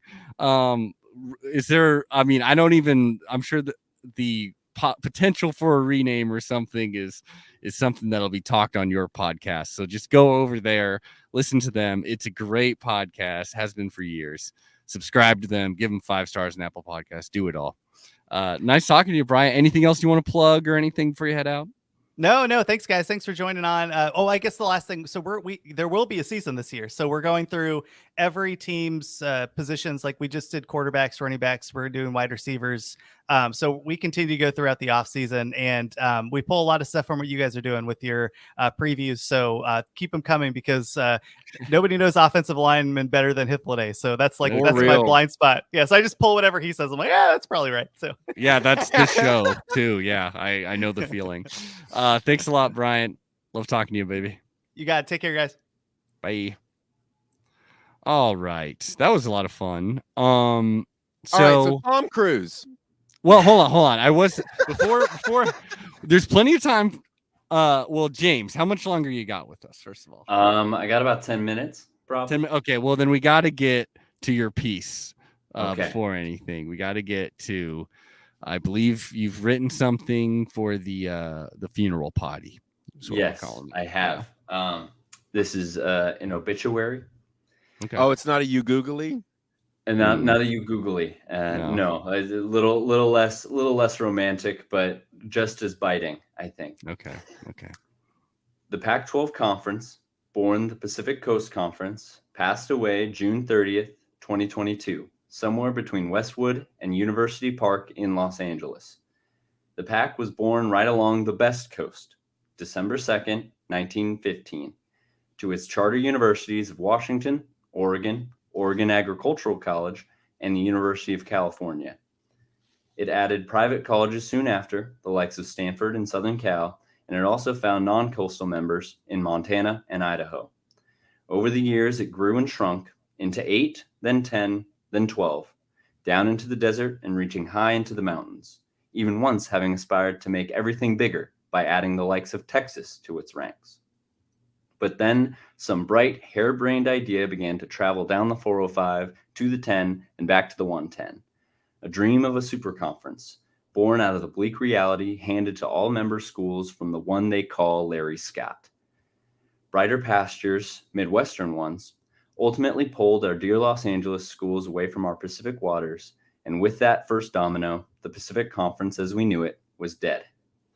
The Pac loved having all her children in one place, watching them bicker and fight, commiserate with hating a common enemy just a bit more than they hated each other, and also watching them do crazy, chaotic shit after the sun went down.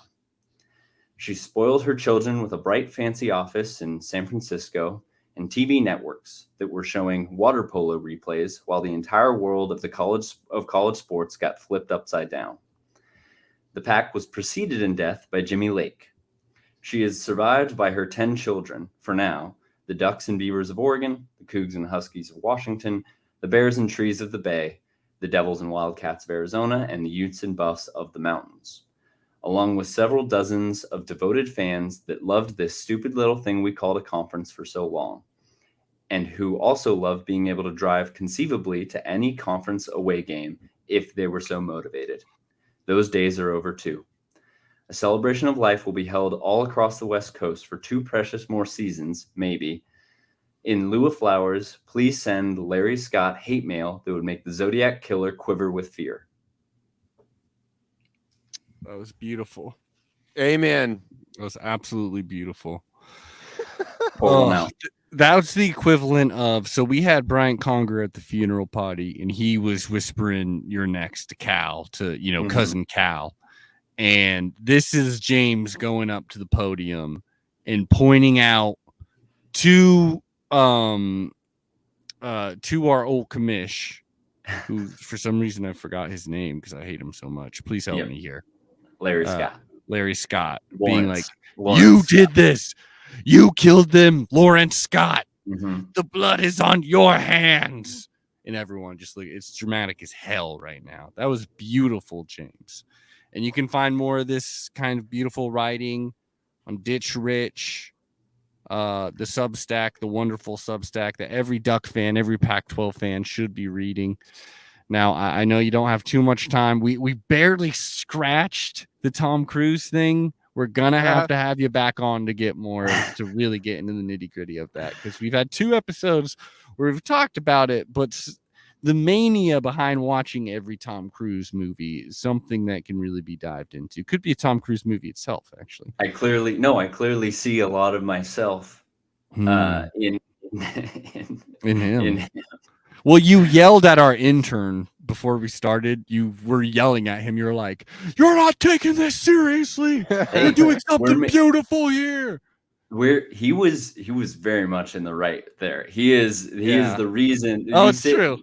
It's the same guy that did that is the same guy who sat at the front of that movie and said, "We did this for you." Like, we're doing, and there's so much of the movie, like the movie is about that. Just like Mission Impossible is like about like what Tom Cruise can do as he does his own stunts, like what he can do for the movies, what he's like the last big megastar. He is like the only person that can draw people out of their homes, away from streaming services and into a theater. Like, and the way he levels it up constantly, he has to beat himself and beat himself and beat himself.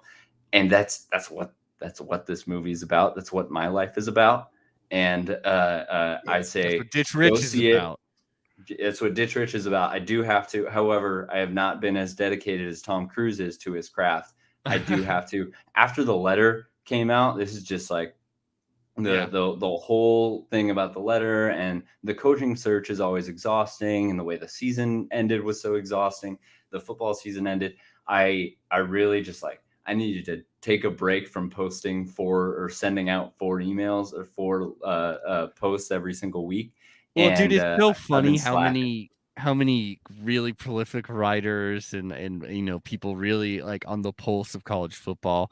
For example, Richard Johnson of Split Zone Duo, formerly of SB Nation, I think he writes for everything. He's really good. But him on Split Zone Duo, he's talking about like they were all hoping this was going to be the week. It's like, okay, I get 1 week where I get to go into the woods and not worry about online shit, and then the biggest story in college football, like possibly history, really making the final phase of college football is what it feels like. We're in the end game now. We're in the end game. Absolutely. James, it's been wonderful talking to you. I hope you have a good day. Are you hoping we get the call from Big Ten? What do you want for Oregon? That's unfortunately the best case scenario. I want what I really want is for USC and UCLA to say, "Sorry, JK." And we can have this thing back. Actually, we're bringing Ohio State and Michigan back to us. We're going to be the Pac-12 team. Yeah, exactly. We're like that was the whole thing. And Texas and Oklahoma can come too. Yeah. No, honestly, I'm disappointed that we won't get to maybe or probably, depending on what happens, we won't get to kick Lincoln Riley's ass as much as I thought we were going to get to, because I wanted to continue to prove year over year just how much of it his hype was overblown. But we'll do that over the next 2 years, and then we'll get to cut and run, and we'll get to say, hey, we kicked Lincoln Riley's ass while he still had a team in influx, but it was the team that left to the Big Tens and the team that everyone made number one overall, like handed him a national championship the second he got to town. So maybe it'll be beneficial in that way. I want Oregon to play in a Rose Bowl, and that's the end game for me, is play in a Rose Bowl in the next 2 years, both years maybe. How about that? How about that? Catch us at Pasadena. How about that? Absolutely. All right, nice talking to you, dude. We'll have you on guys. soon to, I don't know, commiserate when we go independent or whatever. Go Ducks! Don't be tiring yourselves out too much, refreshing those Twitter feeds, looking for Woj bombs. Also, Kevin Durant to the Trailblazers. Let's not forget about that. Just a little tickler. Put that in. You're just putting that out into the universe. Nice. If you will, it is no dream. Okay. Well, good luck with that. We'll talk to you later, buddy. See you guys. Go Ducks. Peace. Ditch Rich. Ooh, boy. Oh, boy. Aaron, so are you feeling like you're grasping what's happening a little more now? Yeah, I pretty much got the overall scenario. Yeah. I'm not for sure I'm too concerned about it. It just feels like a consolidation of power. Everyone else will be left to fend for themselves because who gives a shit about them anyway? You know, that's the overall concept. That's not my belief. And then, yeah, it's just consolidation of power. And does it remind you of anything else where there just becomes like two options to choose from, and then a bunch of fringe ideas that maybe revolve around those two options, but then you discover those two options are really just the same thing? You know, so it's like, well, what else do we expect to come from this? No, not ringing a bell.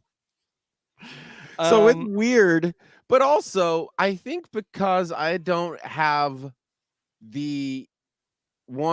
I didn't go to college, so that college experience is not a part of my timeline. Yeah. I guess I don't hold the same sentimentality towards it.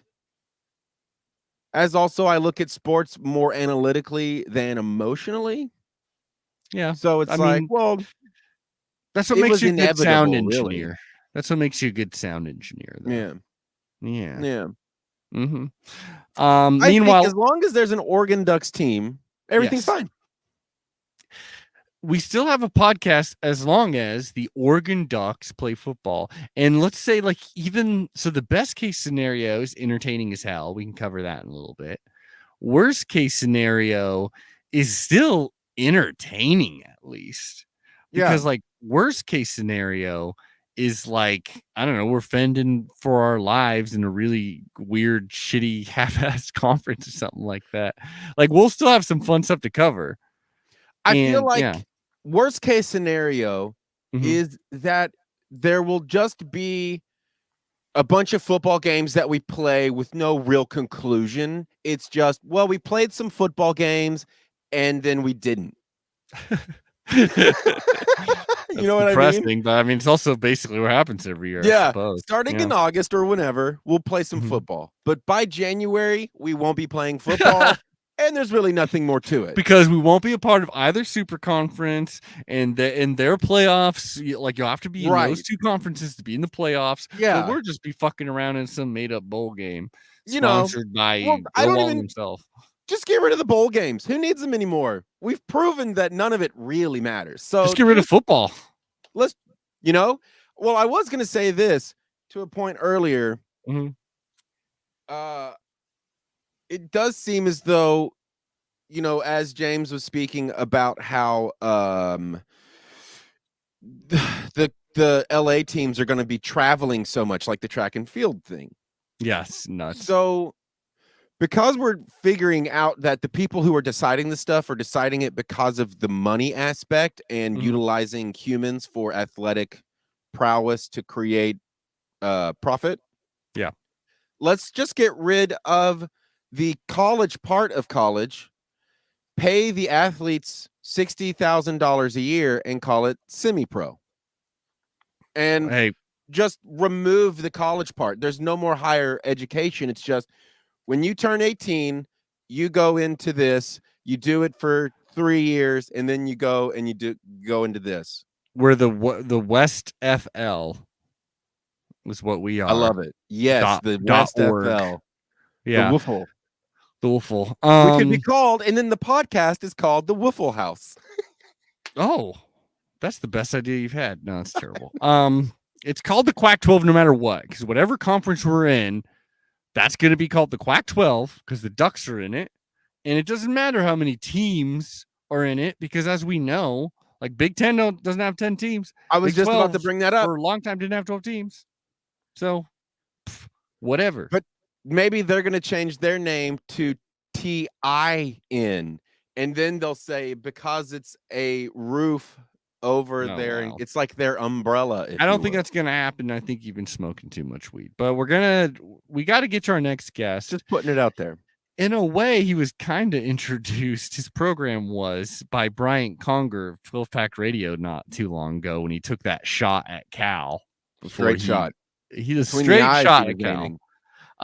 So we actually got someone from Cal, not just someone, but a dear friend, Rob Wong of WriteForCalifornia.com.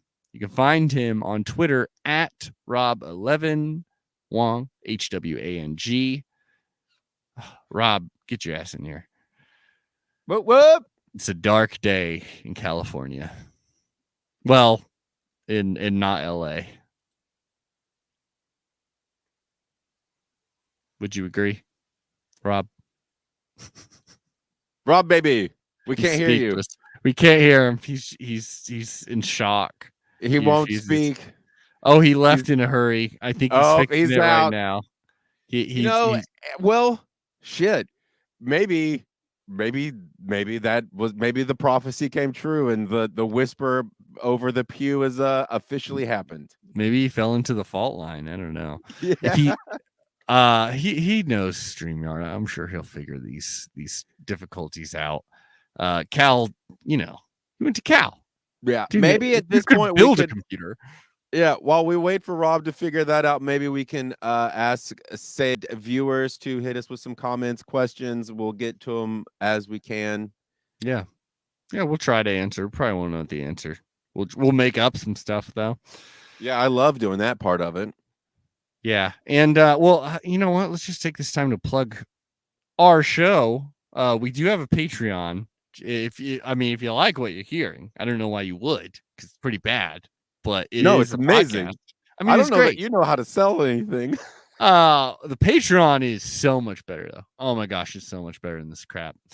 It's got really good stuff we've done over the years, including like Duck D&D, in which we simulated an entire Oregon Duck season through D&D. It's pretty freaking fun, I gotta admit. We also have Quack in Time, in which we literally time travel to every single Oregon football season starting in 1894 and break down what's going on. I mean, the very beginning of the Pac-12 in PCC before it died. Miserable death. Well, that's what I was going to bring up, though. Mm-hmm. What if we just resurrected that? What do you mean? The PCC? Yeah. I mean, basically. You know me? Yeah.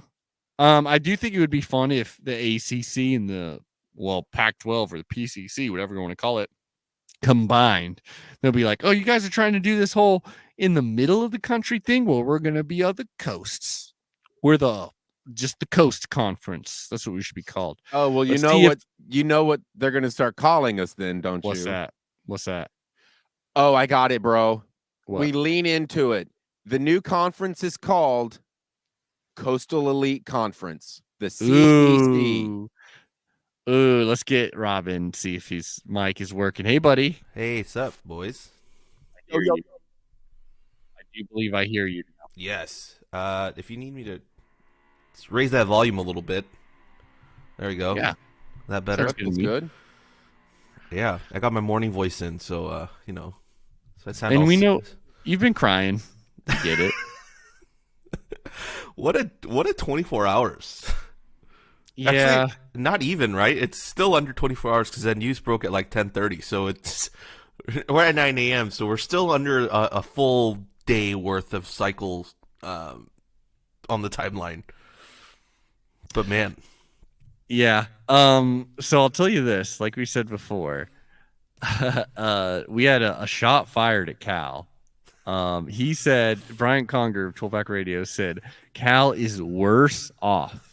Like absolutely the worst out of all the Pac-12 situated in this. Do you agree with him? I don't know what angle that's from. That's what I'm curious about. Yeah. Like, is it finance? Is it like okay, here's the thing. So if it's financial, right, then I believe UCLA is currently worse off than us right now because we've had the academic side of campus help us out with our debt, and then we like worked some magic with our accounting. So for the first year in quite some time, I think the books actually say that we're in the black, like we're not in the red. Whereas UCLA has some pretty massive debt that they're still trying to work around.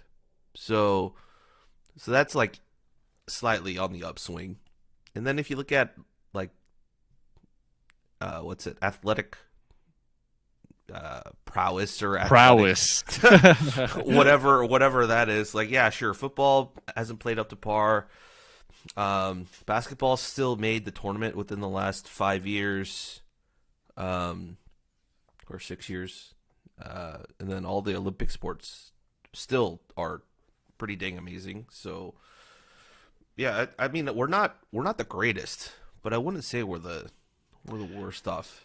Yeah, because I mean, I don't know, because who else are we talking here? Like Oregon State, Washington State, Colorado. Yeah, those are some pretty rough situations. Yeah, we talked about this. We recorded a podcast last night, and we talked about this. But like, no matter what happens moving forward, like the fact that Cal is still the flagship university of the state, and Stanford's still down the road, and we're still based out of the Bay Area, that counts for something. I don't know how much. I don't know what that counts for, but like, just being in this area with this marketplace for like sports and media, I don't think that really. I mean, I don't want to take shots at other campuses, but it's not. It's feel free. That's what this. I mean, they've already taken shots at you, so you might as well fire back. I mean, like, we'll just look at like, even just from a population standpoint of the general area, like Corvallis, Boulder. I mean, if you're going to consider Boulder, then do you consider Denver part of that? Like, I don't know how far you stretch the whole market and area, right? And Pullman, that doesn't really. It's not comparable as from a city and market standpoint just to the Bay Area. So, like, I genuinely don't know where that shot came from, but well, we're saying this is a funeral, all right? And this is like a funeral taking place on the Titanic. Yeah, that is what we've called this as. Yeah, and so there's a lot of drunk people at this funeral. People taking swings. Larry Scott, he's in the back. People have claimed that he's the one that's murdered us all. Oh God, who invited him? I don't know. It's like, what an asshole move. You know what I mean? What do you think? What do you want? Obviously, would you just assume Cal getting a call to the Big Ten or one of these super conferences is the best case scenario? How likely do you personally think that is? What do you think is the likeliest outcome right now? Just kind of guessing. That has to be the best case scenario, right? At this point, I think for a lot of the Power 5 schools that aren't in that right now, like the little asterisk question right now for me, like just from a college football fan, is like, what the hell is the ACC doing right now? But that's for another discussion. But like the best Reddit comment I saw last night said that the Big Ten, ACC, and Pac-12 invited each other into their homes, and then the Big Ten decided to go full red wedding on everybody. Oh, absolutely. Like I laughed so hard at that comment, which is basically what happened. So like for us, I think the best case scenario, to answer your question, like of course, I think joining one of those conferences, like I don't see us joining the SEC. It makes no sense. The Big Ten right now is trying to make this conference of like this coast to coast type of league. But I mean, ultimately, like I'm still a realist. Like I know where we stand on the totem pole of priorities. Like I think you guys and probably you, like Washington, are probably the next two dominoes to fall, depending on what you guys do. To God.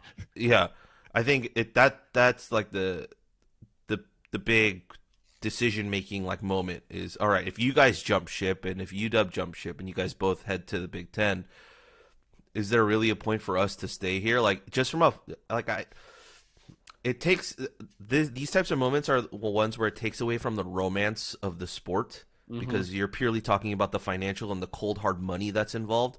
Like I was going to bring this up just a few minutes ago. Yeah, I mean we talked about it on our Twitter Spaces last night. One of our guys is a big finance guy, so he looked through the numbers and the data that's available. 71 million is the approximated money that the Big Ten each Big Ten school is getting from the new media deal. That's like the rumored amount, about 71 million. Cal, from a media profit perspective, we got 21 or 22 last fiscal year. So if that's around the average that everyone's getting in the Pac-12, that's a $50 million jump, like of just passive money that you're getting just for playing the sport on the network that the conference is selling. Right. So like if you're looking at it just from that perspective alone, it makes zero sense to stick here when, with the LA market now gone from the Pac-12 leverage of any marketing deal or any media deal that we have to now negotiate in 2 years' time, which probably starts now. Right? Yeah. That expires in 2024, which means you're starting the conversations now. So you've lost that LA market leverage. And so now if you're an AD or a president looking at this and the Big Ten comes calling and says, look, we can offer you $70 million a year, right? Over whatever the Pac-12 makes now and whatever they could possibly make. Like, I don't think that next media rights deal can even get close to 50, like at this point. So, which one are you going to take? Like, to be fiscally responsible for your athletics program and to maintain the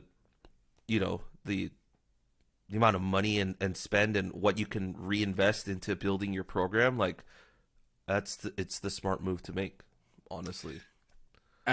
Honestly, I've been kind of thinking about, like, especially if Oregon and Washington don't get the Big Ten bid, which who knows? Yeah, honestly. I think it makes most sense to stay in the Pac-10 and really go for, like, well, let's try to be the third best conference. There's going to be a huge dive down below second and third. Yeah. Because, like, which that may include, like, okay, let's combine with the Mountain West. Let's combine with the Big 12. Let's combine with the ACC. Yeah. Like, I don't know what the hell that's going to look like. It's going to be bad for college sports in general, I guess. Yeah. I asked this to Bryant too. Is there any bit of you that's kind of excited just because the chaos right now? Are there any storylines that are kind of catching your eye, or like are you just hating every minute of it? What's going on? So we had a discussion with the writers last night, or during, like, throughout the entire day of when all this was happening, and I think the most fun we had yesterday through all the chaos was just like some guy was like, at least we don't have to go to Phoenix or play Arizona anymore. Like, if we were to move, and then someone else was like, what makes you think that, like, Iowa won't take that place? Like, yeah, what makes you think that, some random state that we've never played in before, like, won't keep that juju going? Which right. And all of us are just like, yeah, that actually makes perfect logical sense. Mountain West, you get Hawaii. Yeah, the craziness of Hawaii. We're gonna be watching games at what, like midnight here. Mm-hmm. Like that's what's gonna be happening. Yeah, like throughout all of this, like I think that's the most intriguing storyline right now is actually off the field for me, because UCLA is the big, like, what the hell are they doing? Because they're a public school. They answer to the UC Regents. Mm-hmm. And from like reading the tea leaves, it doesn't make it sound like they actually talked to the Regents about this decision. Like, it was kind of, they went rogue. And I'm not sure how happy the Regents are going to be when they find out, like, you know, they didn't consult or talk to the flagship university of the state and just decided to undermine them, like, wholeheartedly. Like, there's a lot in, like, Avi was talking about this last night on the Spaces and also on our pod. Just there's a lot of bureaucracy and politics and finances that are involved because it's a whole link of state schools, right? And so if one decides to go rogue and play in this national conference, and like the money that they make increases, but the money that they're going to be spending also highly increases. Like I'll pull up the tweet. They did bring up just how insane it is, like, when you're thinking about the other sports, like track and such, is now going across the country every time. How does scheduling baseball and softball work now? I mean, I think the thing with some of those sports is that they have their own leagues, right? Like we have a great water polo team, but we don't play all of the Pac-12 schools. Like, there's a couple of schools we play, and then we play some other non-Power 5 schools. Like, they have their own little mini league.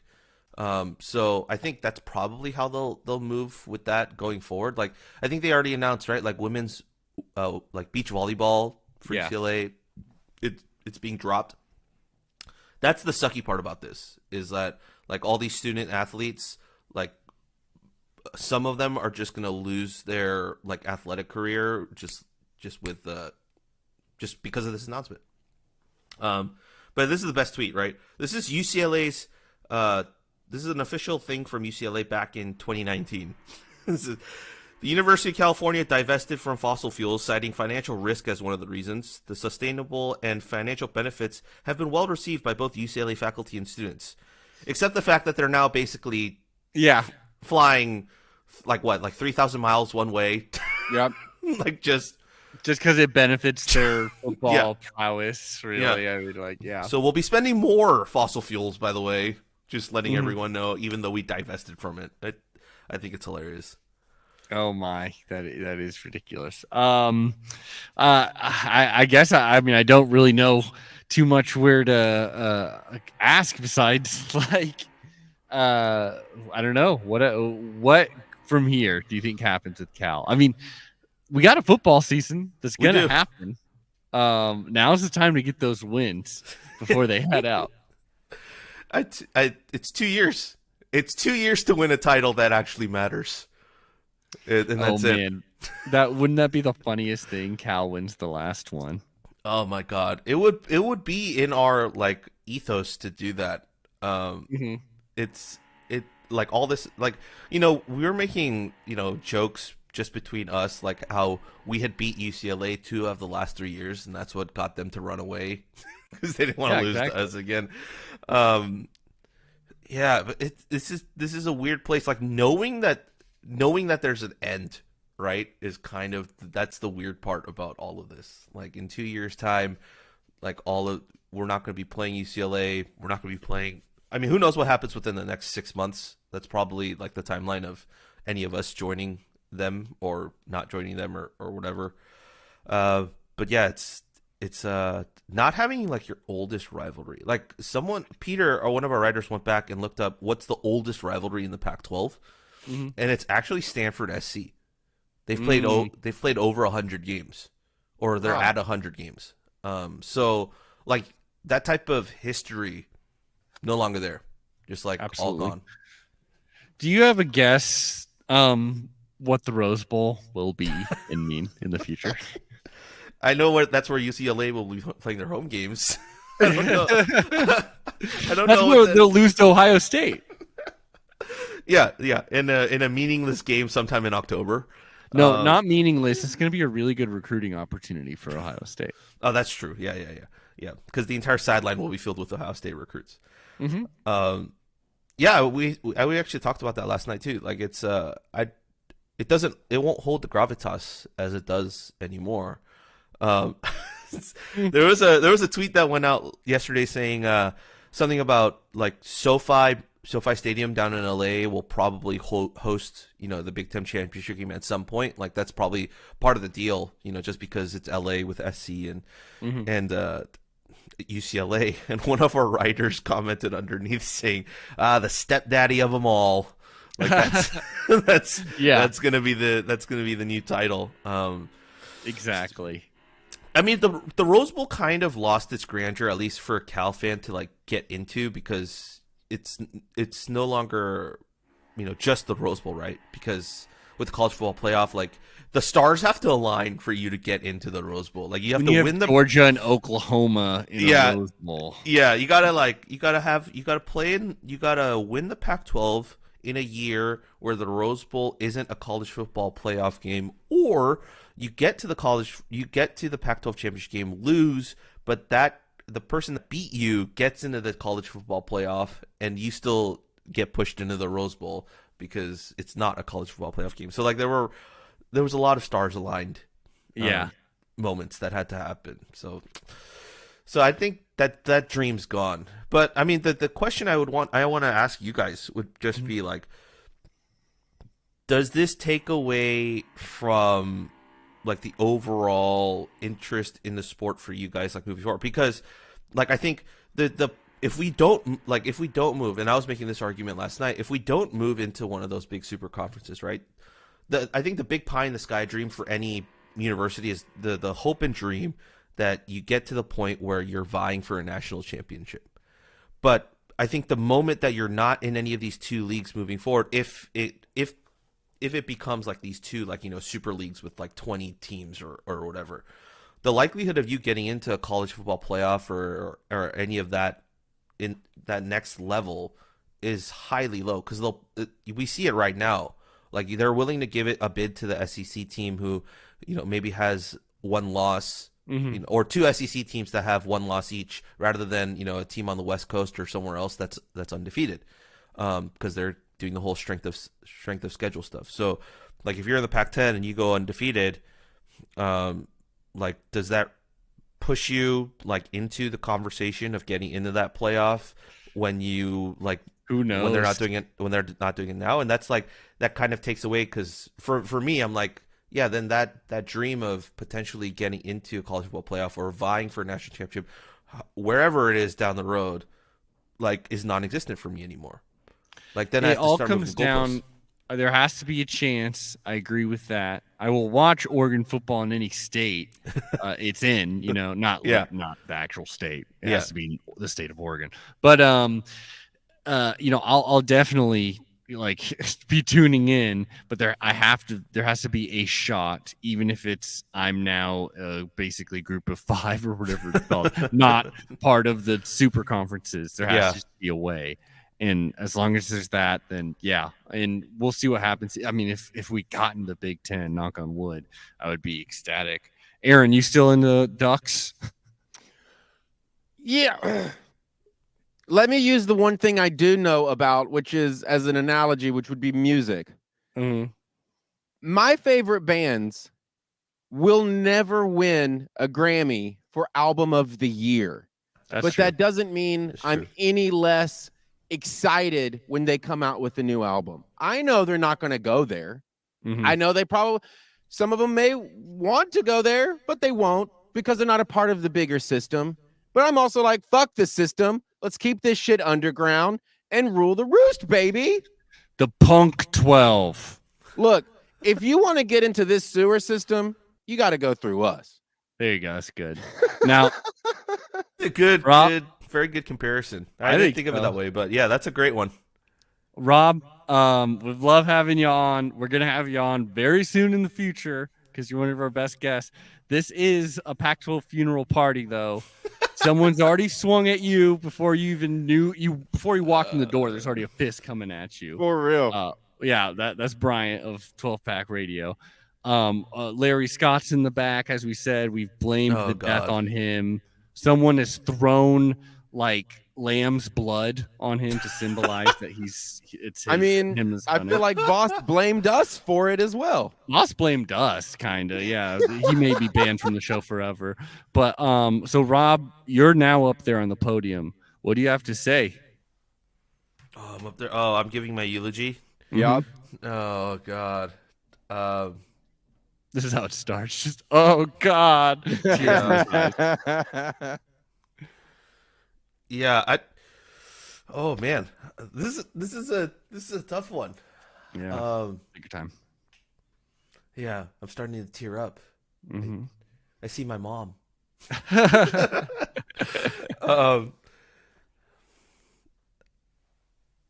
Well, first of all, we have to somehow escort Larry Scott out of the building. Okay, so he's out.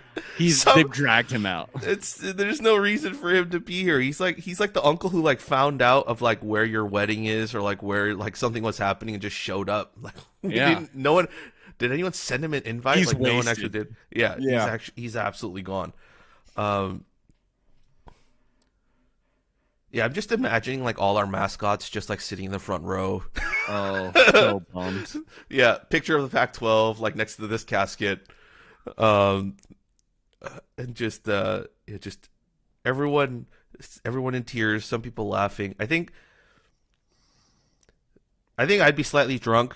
I think I would also be I think I'd go on a rant about how the Pac-12 network never made any sense. There you go.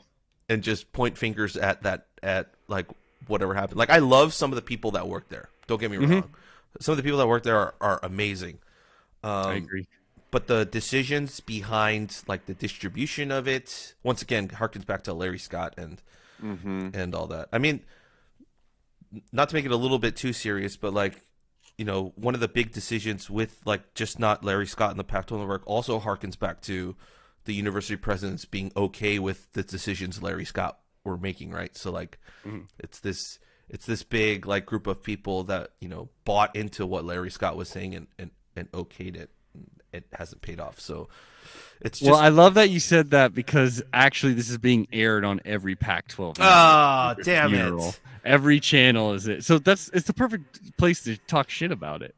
Yeah, I'm the guy that's like throwing at the camera, like it's like on TMZ, like get the camera out of my face. Yeah. Just like, just like walking past, get that out of my face. Throw a beer at the camera.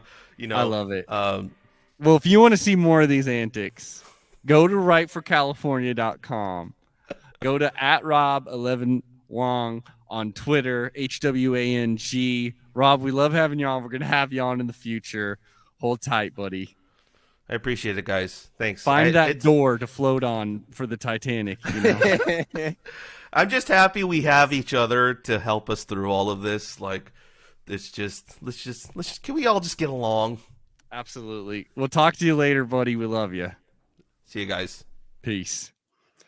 That may be the last time we ever see him, actually. It's going to be real.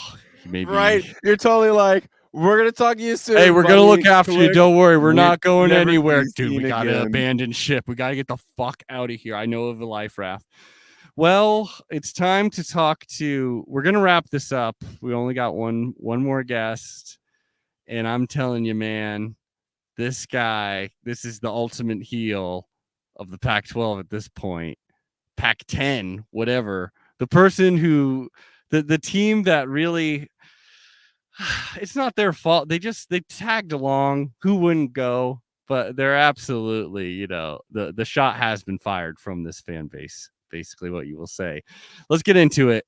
Carlos of No Truck Stops, of All Truck Stops podcast, I suppose. New member of the Big Ten or whatever the hell it's called. Let's get in here.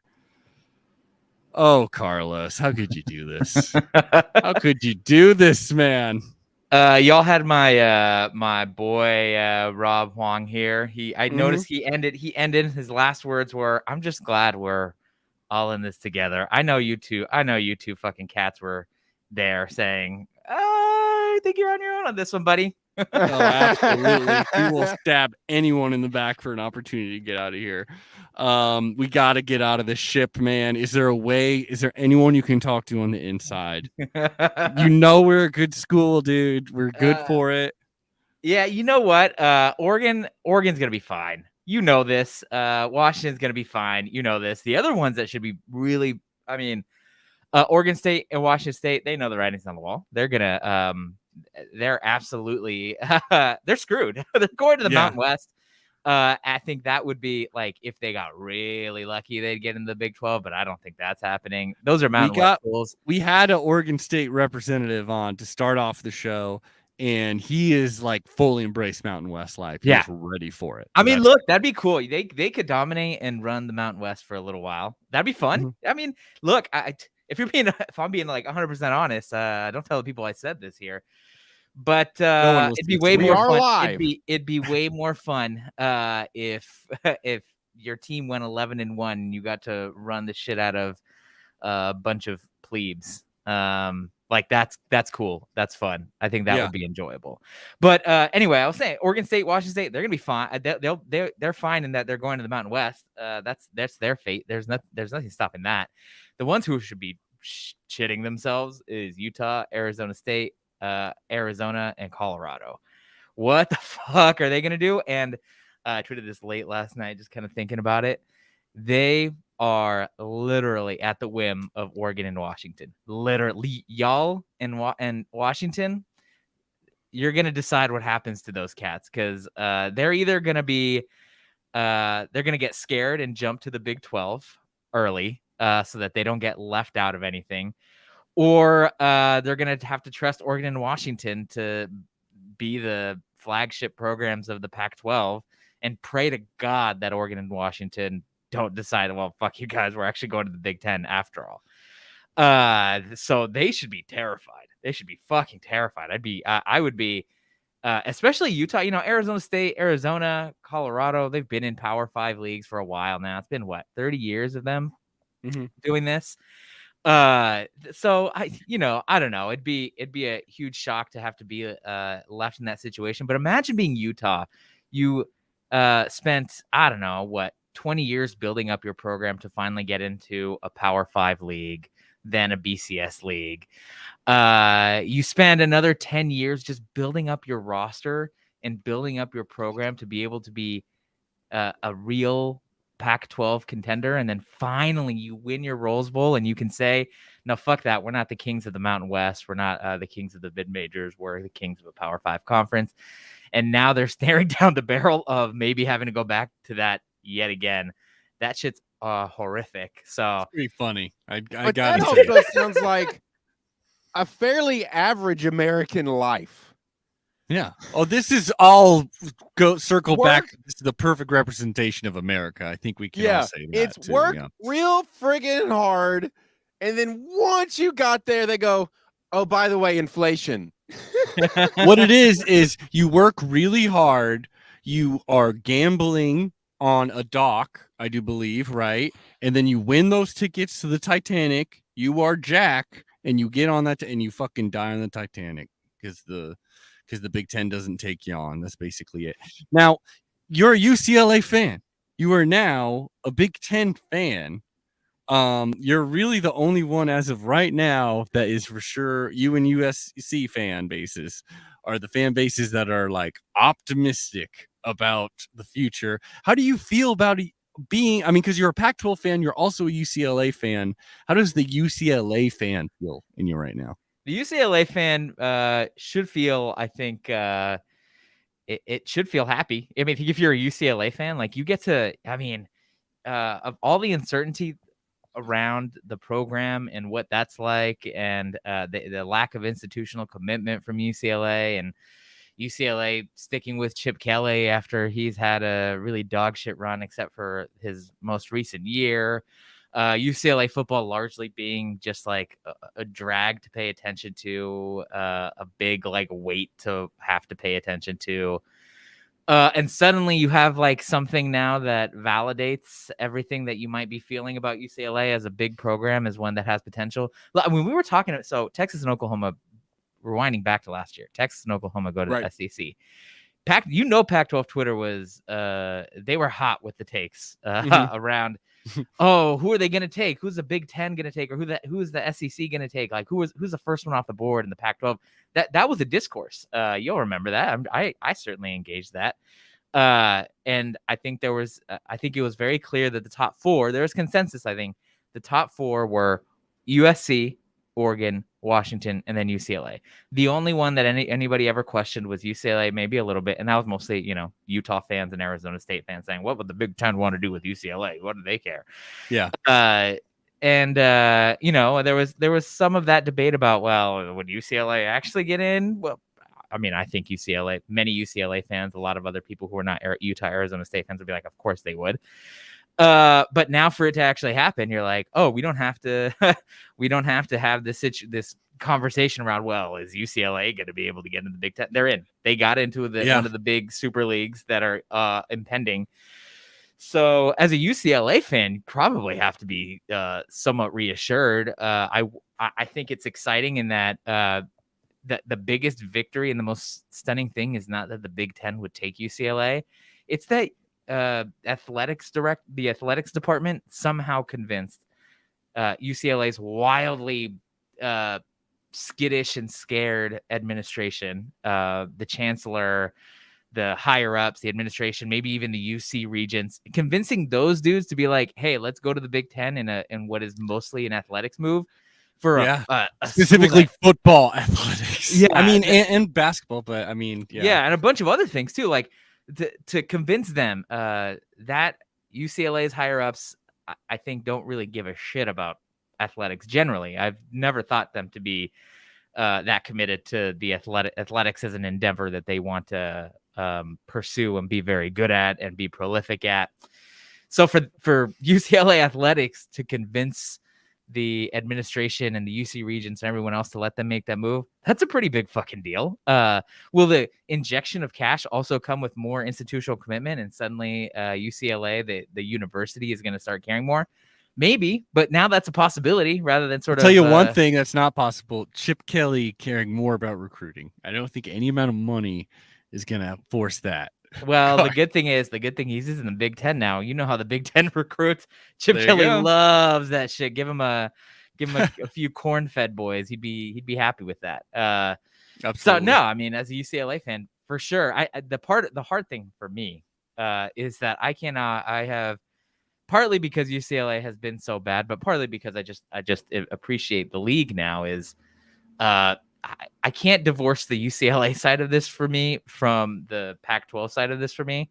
Mm-hmm. I fucking love the Pac-12. I think it's fun to follow college football like that. So yeah, that shit is heartbreaking. I think there's a lot of stuff that is going to change in the Pac-12 and the West Coast football generally. That's gonna be painful.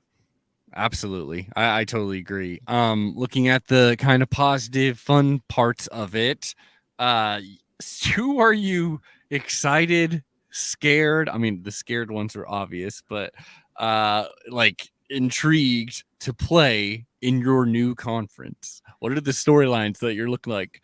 Wow, it's going to be interesting going to Rutgers. White out Penn State, getting your absolute asses kicked by Ohio State. I imagine. I mean, probably, yes. Or Ohio State, yeah. But what are you kind of excited about with these, including basketball? I mean, Michigan State, UCLA is going to be a regular thing. That's pretty damn cool. Yeah, I mean, I think I guess it'd be cool to have to play them regularly. I suppose, I don't know, getting your ass kicked by Ohio State. Michigan, I think UCLA, Michigan, I feel like they have always, there's always been some sort of I can't quite, there's some similarities there in how they occupy their spaces. Michigan is a bigger football program for sure. But in terms of academic stature and sort of the past 20 years, their commitment to things like football and, maybe Michigan underperforming expectations, although, recently they've been, they just got into the playoffs. So there's that. And UCLA, I'm not sure they will ever get there, but I guess that'll be kind of fun. I mean, I don't know. It's just hard because at present, I don't give a shit about the Big Ten. I don't people need to understand that they think I'm like, oh, well, you must pay attention to all the big teams in the country. No. I watch the Pac-12 exclusively. Like I don't watch. I can't remember the last time I fucking watched an Ohio. No, I do remember the last time I watched an Ohio State game. It's when they played Oregon. It was a and good when they one. played Utah. Yeah, both of those games. But if they're not playing a Pac-12 team, I'm not watching almost every single time. Did not watch the national championship game. Didn't watch any of the playoff games. Like that's how it goes for me. So you asked that question around, which one are you most excited about? I don't know. I just don't really know. I don't quite understand. I know that Ohio State's a blue blood. I know Michigan's a blue blood, but it has been has kind of struggled here and there. And Wisconsin's a good program. I know, Iowa is a pretty decent program and all that other stuff. But like, I have yet to sort of form opinions about any of them. You're going to miss Stanford, right? You're going to miss Utah. Yeah. I mean, like even Washington State and Oregon State, like it's cool to know how fucking niche those schools are. Yeah. What's funny now is that I feel like, we talk about, Washington State is a really hard place to get to. Oregon State is kind of a hard place to get to. I guess not that much harder than Eugene, but like, I think they're seen as being out in the boonies in the whatever. Now there's like 10 of those schools in the Big Ten. I did not realize how far Penn State was from an airport. Yeah. I don't know how the fuck they're a top tier football program like that, but apparently this is normal for them. I saved this question for the 12-pack radio because I know this is a sacred thing that every co-host needs to talk with their other co-hosts about. But you're called the No Truck Stops podcast. Suddenly, you got some truck stops in there. Do you think? I mean, you certainly don't have to. It's a great name. You don't have to change it. It's still a lot of history and stuff like that. Is there any thought of, are we going to add an asterisk to the title? And it'll say Stum. Well, I mean, more so, I just don't know how the fuck we're going to be able to talk about. Like, oh yeah, it's nuts, that's the bigger thing. I'm like, yeah, the name, we could probably keep the name and be a fun relic of the Pac-12, but mostly I'm just like, if we're still doing this in 2024, are we gonna be like, yeah, we're gonna watch UCLA and USC play the Big Ten, and we're gonna watch the other 10 Pac-12 teams play their games? Are we gonna just like, will the Pac-12 even exist in 2024? Who the fuck knows? I have no clue. So I'm more like, what are we going to be able to talk about? If the Pac-12 dissolves, I'll tell you what we're not doing. We're not going to talk about the old Pac-12 teams, especially if they're not going to be playing with each other. So I have zero fucking clue what to do about that. I love it. I love this chaos. Now, you're our final interview. We've asked this for everybody. We're gonna end it on this, really. But so this is the scene we've really set up. This is the mixed metaphors we're really running with. So this is the Titanic. The Pac-12 is the Titanic. Larry Scott, he was the captain. He's still on the boat. We're going down. We've hit the iceberg, the Pac-12 network. And we've got the funeral. This is a funeral happening on the sinking Titanic. Okay. Now, Larry Scott, like we said, he's splattered with blood because this is all on his hands. He's been escorted out. He's on a safety vehicle. He's doing fine. People are swinging at people. This is a pretty chaotic one. A lot of people have gone up to the podium, have really expressed how they feel about the conference. UCLA, you've been a UCLA fan. I would picture you are safe on a lifeboat, about to go on a cruise liner. That's what I'd say. You got a mega horn and you're shouting back to this funeral. Now, what would you say to this dying conference as you leave? Good luck, bitches. I don't know what else to say. Hey, you know what? Look, at some point the real copium for me is I'm gonna have to pretend I don't really give a shit about these people anymore. So I might as well start. That's great. Mostly I don't know. I think I'd probably say some shit to Larry Scott. That dude is I cannot believe. It's crazy to think that his decisions from 2011, 2012 are like literally led us, like those decisions single-handedly led us to this moment right here. And you know, UCLA and USC almost got caught in a situation where they were gonna have to go down with it because of him. So I don't know. I mean, good luck to everyone else. I mean, truly, what I'm doing is I'm watching that funeral, as I'm praying, I'm hoping for just because of all the people who talk shit to me, and I love it when people talk shit to me. I talk a lot of shit, but I just want, if there's only 2 schools that I just want to make sure they don't get their lifeboat, and I'm so sorry for this, it's Oregon and Utah. I really, I hope they get fucked over. I hope, son of a bitch. I pray. And Utah fans in particular have been so just convinced for 10 years that no matter what, that Utah could still be a better program, a bigger draw, a bigger get for the Big Ten than UCLA ever could be. So I really hope those motherfuckers go to the Mountain West. There would be nothing sweeter than going to the Mountain West. And then the Oregon fans who think they're tagging along and think that they have a sustainable brand. They do have a sustainable brand, but like, you know, I don't know. I'm having a lot of fun being like, well, where are you at now, buddy? The Big Ten hasn't taken you in yet. But, I do have one final question myself. All right. It's maybe a bit of a hotter question. Oof. But it was postulated, I do believe, by James Voss, that the reason why UCLA got to go into the Big Ten was because marketplace value guaranteed to lose constantly. As a fan, does that make you at all like, what are your feelings on that you were just invited in so that you could lose a whole bunch, I guess?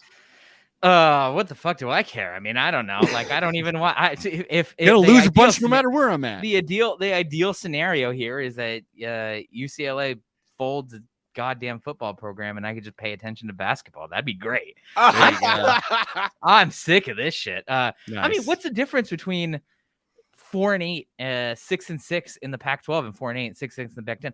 I'd rather go 6-6 in the Big Ten than 6-6 in the Pac-12.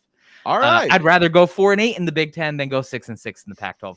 It's like, like going 6-6 in the Big Ten, I think is like, I don't know, unless you're like Michigan State, maybe like that's respectable. No one's the Pac-12 has been such a dog shit conference that going 6-6 there, or 4-8 and 3-9 like they did before, was depressing. Maybe 6-6, you're like beating Nebraska, you get Michigan, maybe once in a while you get Ohio State, maybe you get Michigan State once in a while. Like, you could throw some of that shit in there. Yeah, give me 6-6 in the Big Ten over 6-6 in the Pac-12 by a mile. That'd be so much more fun. Well, there you have it. Carlos is really the unsinkable Molly Brown. If this is the Titanic metaphor, he's Kathy Bates. If you've just seen the movie, which one's Leonardo DiCaprio? Oh, well, that's of course the Oregon Ducks. So the scrappiest, coolest guys, and then we're gonna peel your frozen dead hands off the door at the end. Yeah, and then as we look for like, okay, I at least got my life jacket. We see a note, like it's been gutted. It's just useless, and we see a note from Carlos being like, "I did this for you." For real though, No Truck Stops podcast has been like one of my favorite Pac-12 things out there. Still listen to it because obviously there's more excitement because all this crazy shit that's happening. We've had Avery, we've had Greg, we've had Carlos. You guys are all great. And follow them. Good on UCLA. I'm definitely super jealous. I kind of hate you, but respect it. I respect the way you're going out too. It's a true perfect Pac-12 funeral. Very little respect given to anyone. Yeah, we're going down with the ship, so don't worry about that. Nice talking to you, man. Anything else you'd like to plug or? No, just follow No Truck Stops at No Truck Stops Pod and my homies Avery and Matt and Greg. We will certainly be on the timeline talking all our shit, and they will all dunk on me as they normally do, which is fine. Yeah, well, there you have it. Hope to see on dry land, I guess you should say. All right, nice talking to you, Carlos. All right, take care, boys. Peace. Well, and this is a wrap up of the Pac-12 funeral party. Any last words, Aaron? It's fun while it lasted. Fun while it lasted. And we still got a couple seasons to win this bitch. See but if do we they make even it. matter anymore, knowing that it's all going to get blown up in 2 years? Sure, fun to go to the Rose Bowl, but in 5 years, talking about going to the Rose Bowl will be like, shut up, Grandpa. We're trying to watch football, you know? Hey, buddy, this is like the end of the thing. You and I are just watching this thing, seeing what happens. Yeah. It's like the movie where they're like, the asteroid is for real coming. Yeah. And then we see it in the air and we pull out our phones to record it. Absolutely. We're having a good time, aren't we? That's where we are. That's where we are. We see the asteroid. It is coming. We might as well film it. Aaron has animal crackers. My shirt is pulled up and he's bouncing them around on my stomach. And Steven Tyler is singing, "Don't want to close eyes." Yeah. That's what's happening right now. Aaron, let's at least so first of all, we had so many fun guests here. We had amazing guests today. I'll shout them all out right now. We got Rob Wong of Right for California. We got Carlos, No Truck Stops Podcast, Bryant Conger, 12 Pack Radio, Travis Johannes, Building the Dam, and of course, the one, the only James Voss of Ditch Rich. Has seen every single Tom Cruise movie. We are the Quack 12 Podcast. If you want to help us out, please donate to our Patreon. It's got a lot of really fun stuff there, including our Quack in Time series, in which we review every single Oregon football season with a time machine, going back, reviewing it from that era. We're not joking. We invented time travel. Go to the Patreon. You'll figure it out. Well, a lot of Duck D&D stuff. Aaron, anything else? Nope, that's it. Okay. Aaron, I mean, the ship's about to go down. Are like, I'm Jack, we'll say. I'm basically, I'm frozen. I'm a popsicle. You are peeling my hands off of it so you can get a little bit more life. You are going to survive. What is your final words that you will end this podcast on? Nothing has changed. Fucking bleak ending. All right, everybody, at Quack 12 Podcast. See you later. Bye. Quack, quack.